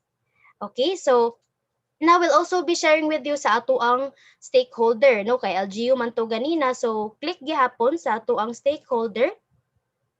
So unsa man ang inyong organization, no, so ibutang ninyo inyong organization. This is already para sa ato ang mga stakeholders. So same ra gihapon ang mga nakabutang, na alang siya slight difference kumpara sa ato ang LGU ug sa stakeholders na options for participation. So same lang gihapon, no, in sa pag-support sa first 1,000 days intervention, i-click lang ninyo, and then next is sa ato ang company, institution, or school compliance, no, sa RA 10028, i-click lang gihapon ninyo. Same ra jud gihapon siya og kaning diri mga elements, no, diri na makita diri. So you can just click more than one gihapon, or if ever dili mo maka implement, so okay ra jud kaayo, no. So pero mas maayo jud na daghan ta og mga activities para sa ato ang nutrition month, no. So click lang gyapon ang next, and then here is sa ato ang Nutri Jingle contest, no. So shoulder the cash prizes, no. So baka naman if ever kanang maka-sponsor, no, for the grand, second, and third prize or consolation prizes, no. So pwede ra jud kaayo ninyo mak-click. No? So, and then here nabalik gihapon ang atong paghang og streamers, no, putting up nutrition corner and bulletin boards, no. So same ra gihapon ang mga nakabutang. So other activities, you can just input it here. So same na mao ra gyapon to ang ato ang way. So full name, full information gihapon sa ato ang stakeholders.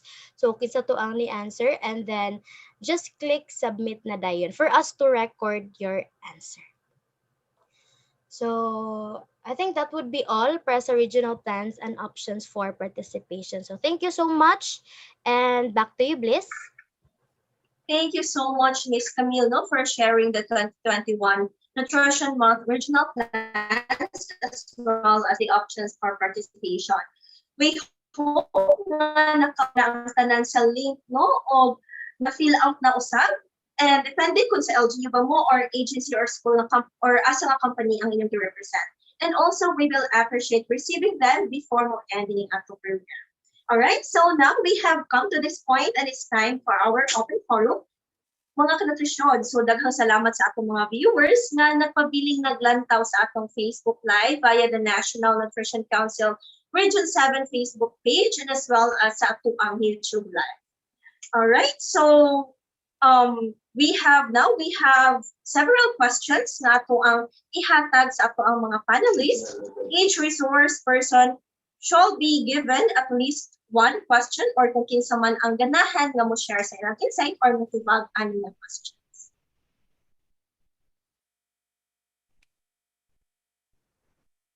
Okay, so for the question number 1, this is via the open forum sa atong Zoom conference.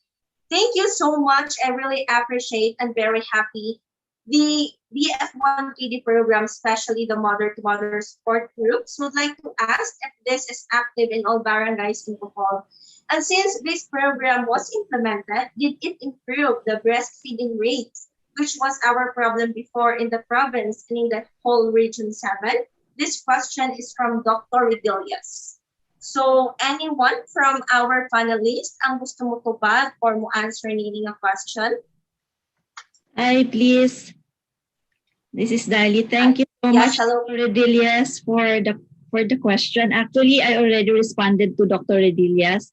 So ulitin ko lang po, the project covers 10 municipalities in the province of Bohol, and then each municipality around between 18 to 20 barangays covered by the assistance or by the project. And I'm glad to share that some of the municipalities already expanded in other barangays with regards to this initiative, like the establishment of this mother-to-mother support group.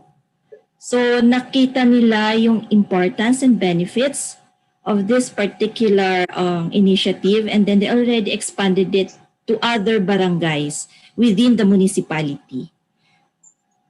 And with regards to the breastfeeding rates, I think I also shared, no, because itong barangay support group or BF1KD, the mother-to-mother support group, is just a part or a component of this model of barangay BF1KD. One component, important component, is the tracking of the compliance of iron folic acid supplementation among pregnant, as well as the micronutrient powder among 6 to 23 months, and also uptake of IYCF or infant and young child feeding practices, including the exclusive breastfeeding. So part of this is the development of tracking tools, which is aligned to the FHSIS. So currently the FHSIS doesn't track report consumption of IFA and MNP. So for this particular model, we track consumption also, and then consumption of IFA and then MNP. But for breastfeeding, it's actually in 2019 medyo mababa pa sa Bohol. Ang nag-ano rin si Dr. Letlet with regards to the data, no? Nasa chat yung percentage, no, of the breastfeeding. But for our tracking in 2019, the exclusive breastfeeding is for Bohol is 45.8 for our tracking, But for FHSIS, in 2019, exclusive breastfeeding is 62%. 2019. We have 2019 data, So medyo mataas, more than 50% from the FHSIS 2019. But for our tracking, for the project municipalities only, for the exclusive breastfeeding is only 45, about 46% exclusive breastfeeding. Bless. Yes, Thank you po Bless. so much. Thank you so much, Ms. Dalino, for sharing your insights and also for answering the questions. Yes, the plan. Yeah, I also answered Dr. Redilias in terms of the regional data because that's what I have in my position. So, in fact, that was also our basis, a little improvement. What Ms. Dali had shared is the Bohol tracking experience. Tracking, yes. The regional data yung binigay ko Okay. was 29% on the 2018 and 5% sa 2019. That was nga the basis ng ating key messages, nag-define, as mentioned by Ms. Nas earlier, dinefine natin yung ating key messages in terms and measure for indicator for measurement natin at the end of the campaign. So that's the data. So we hope, although may factor in na din natin kasi nag-change ng multiplier. So yun ang variables na titingnan din natin as we analyze the data, especially for the 2020 and 2021 na mag-gather natin. Thank you. Over to you, Ms. Thank you. Thank you so much, Dr. Leclerc, and also Ma'am Dali for sharing your insights and for answering these questions. All right, so now let us move on to the next question. This is from DC Now of Canlaon City, from Dr. Elmer Impiales. I noticed that in nutrition, most of the programs are focused on women. How about the single fathers raising their kids alone who are also not empowered and left behind on the different nutrition programs, which I think can greatly help them raise their kids healthy? All right, so anyone from our panelists who would like to answer or share their insights on this question? Hi, Miss Bliss. Jeff here. Or maybe we have to give this question na lang sa usa sa mga kanang men at mga speaker kaya mas makarelate sila. Maybe we could ask and answer or respond from Sir Jarvis. Si Jeff, yes, Sir Sir Jarvis. Jeff siguro. Si Jeff kasi lalaki. Yeah. Salamat. Actually, it's a good question. Talaga nakakatulong yung mga kalalakihan, especially yung mga fathers in terms of raising their kids healthy. Actually, ito yung kailangan natin mapalakas, the active involvement and participation of males, especially in sexual and reproductive health, including family planning and also child caring and rearing. Pati na rin yung as well as women's empowerment should be pursued also through target information education campaigns, mobilization, partnership with existing community-based groups like sa mga TODA, iba't ibang mga groups na kinasama ng mga kalalakihan, people's organization, and high number of male members with diverse age groups. Ganun na rin, kailangan natin maging gender sensitive din sa mga programs and activities natin. As I remember ngayon, binabalikan ko yung mga previous engagement ko sa mga kalalakihan from my previous project, from my previous organization. Nakausap ko ibang mga kalalakihan, ibang mga katatayan. Sabi ko, bakit ayaw nyo sumali dun sa mga sessions na pinag-uusapan yung pagbubuntis, yung pag-aalaga sa mga anak. Ang isang sinabi nila sa akin ay, paano kami sasali? Doon pa lang in-exclude nyo na kami. Ang tawag doon sa inyong session, mother's class. Mother's class. So doon pa lang, medyo sensitive pala sila doon na nakita natin na we should be also gender sensitive doon sa pagtawag sa mga programming natin. And also, isa pa, alam naman natin dito sa Pilipinas ay tayo nasa patriarchal society. Talaga yung mga kalalakihan yung nagtatrabaho. So in terms of health services, nutrition services, na gusto natin silang mapasama to take care of their pregnant na asawa or anak, magpa-check up. Pero meron ako mga nakita ng ibang mga LGUs na in-extend talaga nila yung time ng services nila. extended up to more than 5 p.m. or during the weekend na nakakapag-participate talaga yung mga kalalakihan for nutrition and health ng mga bata at ng kanilang mga asawa. So, number one, maging gender sensitive yung mga programming natin, and also try to include different groups and also human resource. Nakita natin na in terms of health nutrition, talagang dominated ng mga kababaihan, mga BHW, mga VNS, yung health nutrition. So might as well encourage other na mga kalalakihan to be part of the health nutrition human resource within the government or within the community. So I think yun yung isa sa mga pwede natin gawin para to empower also yung kalalakihan, also yung mga kababaihan din. So dapat ito ay shared parenting in terms of pagpapalaki ng ating mga anak. Thank you. Bliss, pwedeng magdagdag? Yes po, ma'am. Sure po. Sige, tama yung sabi ni Jeff, gender sensitive. And isang simpleng effort is to engage the fathers, no? Parang reach out to them in some way on being part of the child rearing and taking care of the pregnant woman. Pero hindi lang, etong question kasi single fathers lang, di ba? So dapat, hindi lang siya single fathers. Although dapat siguro may special reach out to single fathers. Ako ito palagi iniisip ko yung how to reach them, kasi nga sabi ni Jeff, nagtatrabaho sila. Pero ako iniisip ko, nagkakaroon naman ng kunyari farmers class, diba, mga ganyan. Ano ba naman yung kausapin natin yung agri group at sabihin natin sa kanila na kahit isang reminder lang at the start, ilan dito ang may asawang buntis? Alam niyo ba kung nag-prenatal na? Or parang ganon, it's embedded in their discussions. So it becomes a natural part of interaction. Yun lang, and I feel very strongly about it kasi parang tama si Jeff. Sa simula pa lang, mother's class na. Ito yung sinasabi ko na dapat you reach out to the target to find out. Kasi why they're not participating, kagaya ng kinwento ni Jeff, simpleng bagay lang yun, mother's class ang tawag niyo . Ba't kami sasali, di ba? Anyway, yun lang ang aking gustong idagdag sa sinabi ni Jeff. I would like also to add, in my experience working with women who are women empowerment advocates, meron akong nakita doon na isang paper na present nila in one of our forum. Pati yung spelling ng women iniba, WOMYN, kasi gusto nilang kunin yung men sa word na women to emphasize on women empowerment. Then I raised my hand, sabi ko na you cannot achieve women empowerment without including men in your advocacy. Going back to the question, how about those single fathers? I see this as referred to the fathers who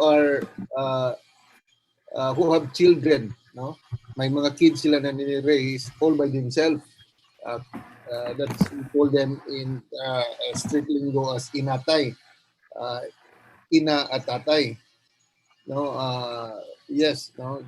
This is always one of the forgotten, no, left out na concern doon sa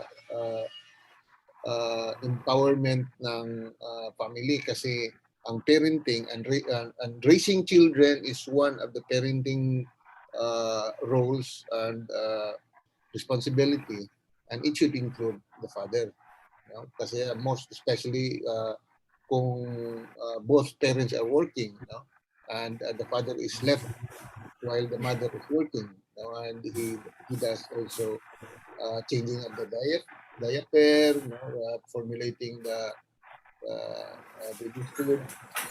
So we will include them. Definitely. That's a good point raised by Dr. Elmo. Thank you. Bless.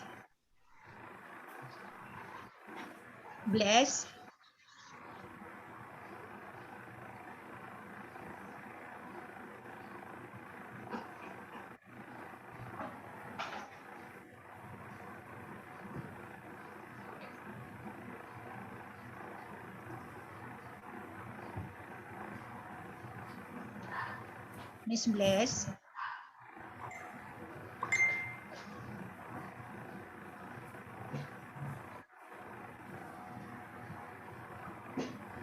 Led, good morning. You have something to add on to what Sir Jarvis had said? Yeah, oh.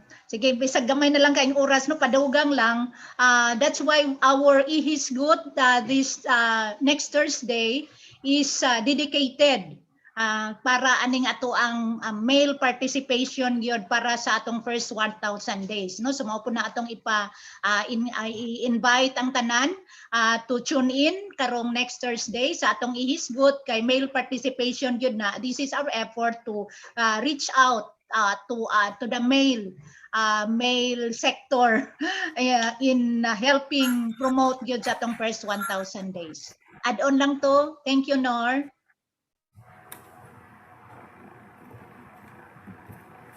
Thank you so much, Daklet, and to all our dearest panelists now for answering and for sharing your insights in this question. Alright, so now we have last question no gikan sa atong open forum via YouTube para ni Kapitan Honorable Patago. Kap, how many days ang inyong dietary supplementation sa mga bata? Good morning. Regarding sa number of days with our salamat ang sadmi sa ma'am nga wala gyud mi oy malnourished sa kasag explain ganina. Pero ang nag-regular conduct sad mi og feeding program gyud samot na sa amo ang mga daycare learners sa eskwelahan. Last 2018 or 2019 diha lang oy returning resident sa barangay nga miabot siya malnourished na daan, so nakapangayo mi adto og suporta from other LGUs which is mihatag ang province og 120 days daily yun na siya, og ang municipal LGU mihatag sad og 120 days sad nga feeding program. Ang gibuhat sa barangay nga assistance is ang BNS jud ang personal nga miluto sa ilahang pagkaon o personal nga may pagkaon sa bata. Kaya nakita namo ang problema sa gistudyuhan namo ang problema kung nganong nahimo siyang malnourished ang bata sa pag-abot is tungod kay dili na kayo siya mo kulang siya og kan sa iyahang ginikanan kanang dili kayo makapakaon ng dili kayo siya mo sa ipakaon sa ginikanan dili na kayo siya mo mutuo. So ang personal yun nga gi-monitor sa BNS, personal nga siya ang miluto, personal nga mihato dito sa pagkaon ug pagkaon sa bata, which is effective ang maong strategy. After pila ka months rather, naulian ang bata pero nagpadayon gyud ang feeding program hangtod na human ang 120 days. Thank you, ma'am. Ma'am Bless.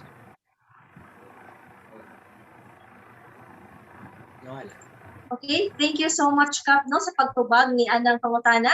So, nadagan pa untang mga questions na gustong ipadangan sa atong mga viewers. However, we have a limited time. Apan ayaw kabalaka, kaya akong bagon. Ang inyong mga questions, you can send it directly sa atong Facebook page via the National Nutrition Council Region 7. Rest assured, you will get the answers of the queries you sent. All right, so now once again, thank you so much, our dear guest speaker.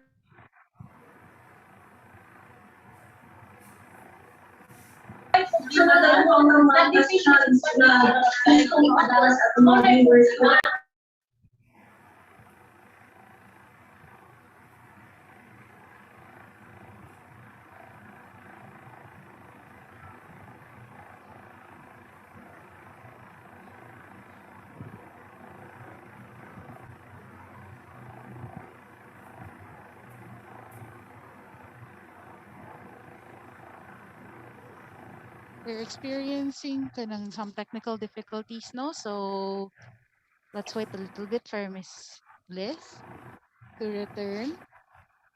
But we thank you for your questions. Ayan na, si Miss Bliss. All right, once again, thank you so much, everyone, especially to all our guest speakers for spending your morning with us. We would also like to thank all our partners in the local level as well as all our viewers this morning. As our way of expressing our gratitude, we are presenting the certificate of appreciation to Mr. Jefferson Gregorio. Let me read the citation.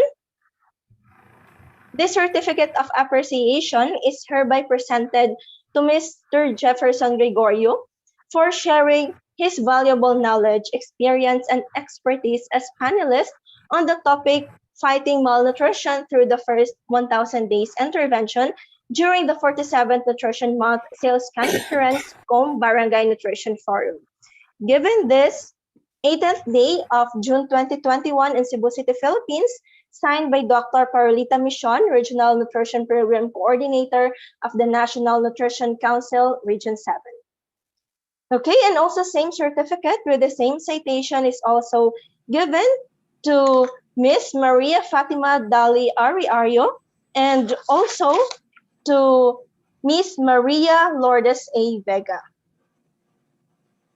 Another certificate of appreciation is hereby presented to Mr. Jarvis Esparchina for sharing his valuable knowledge, experience, and expertise as a resource speaker on the topic strengthening the nutrition program in the barangay setting during the 47th Nutrition Month Sales Conference, COM Barangay Nutrition Forum by the same signatory.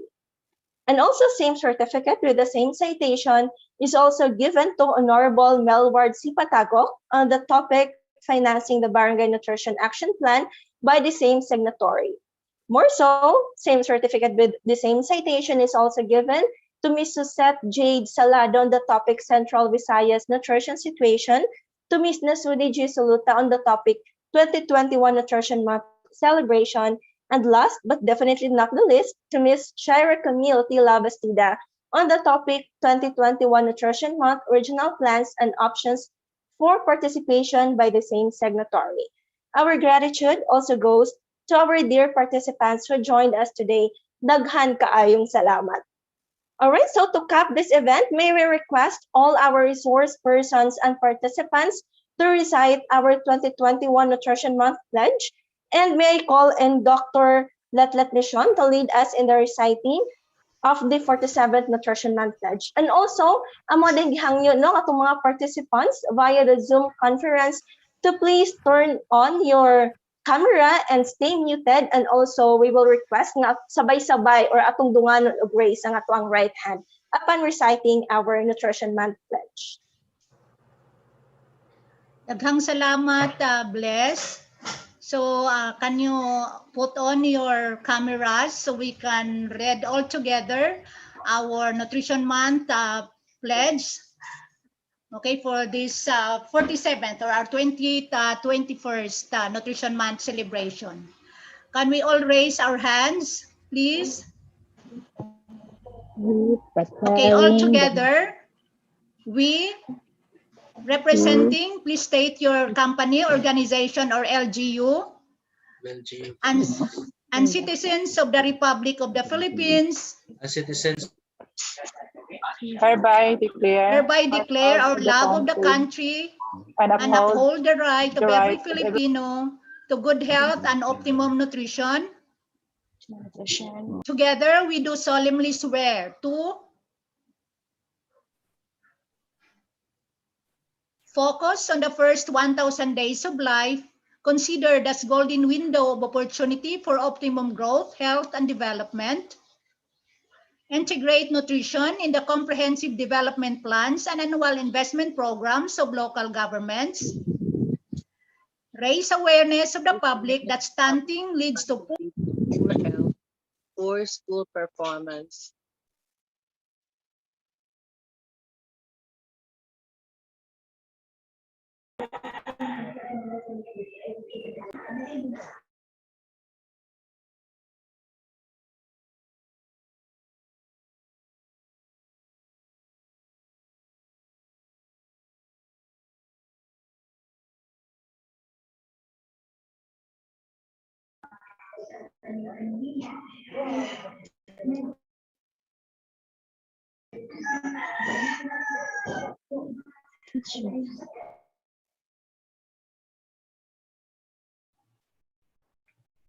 Teach pregnant and lactating women, families, and frontline health and nutrition workers that nutrition plays a critical role in a child's development and the country's ability to prosper.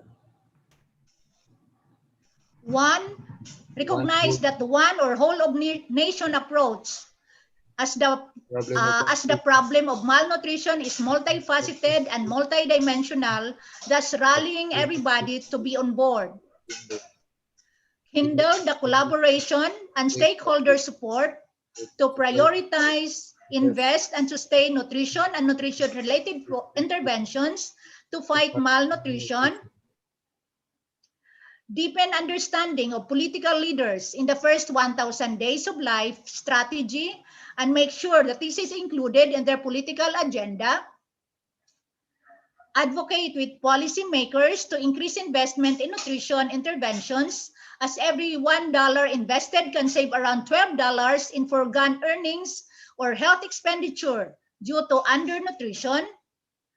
Yearn that all children will be born healthier, taller, and brighter, and soar high for the achievement of the goals of the Philippine Plan of Action for Nutrition and Universal Health Care. So help us, God. Thank you and congratulations, everyone.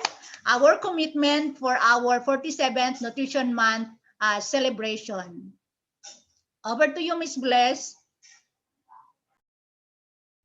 Thank you, Dr. Michon, for leading us and for everyone for expressing your pledge of commitment for the 47th Nutrition Month as we focus and scale up interventions in the first 1,000 days of life. Before we will end this conference, let me remind you to fill in the attendance sheet, your options of participation, ug ang evaluation sheet nga makita sa pinned comment section sa atong Facebook Live. Again, our heartfelt thanks to all our beloved panelists, distinguished guest speakers.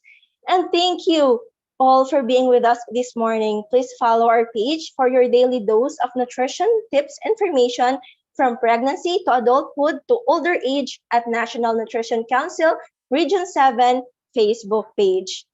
Remember, malnutrition ay kayang labanan kung first 1,000 days ay tutukan.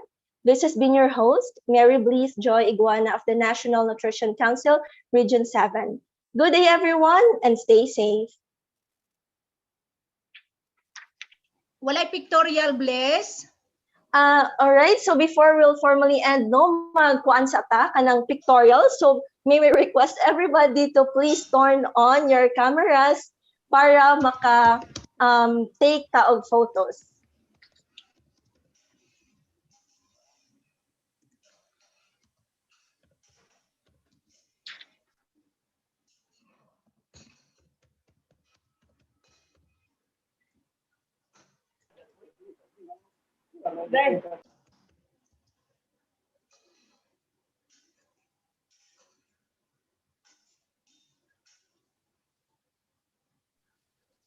Sige, well, kanang kuan, let's facilitate na the counting. Kanang kuan, Miss Bliss, we can't hear you. I think you're muted, but let's count. No, and we'll ask Miss Camille to facilitate lang po ang pag-take sa picture. So, kanang. Okay, so maybe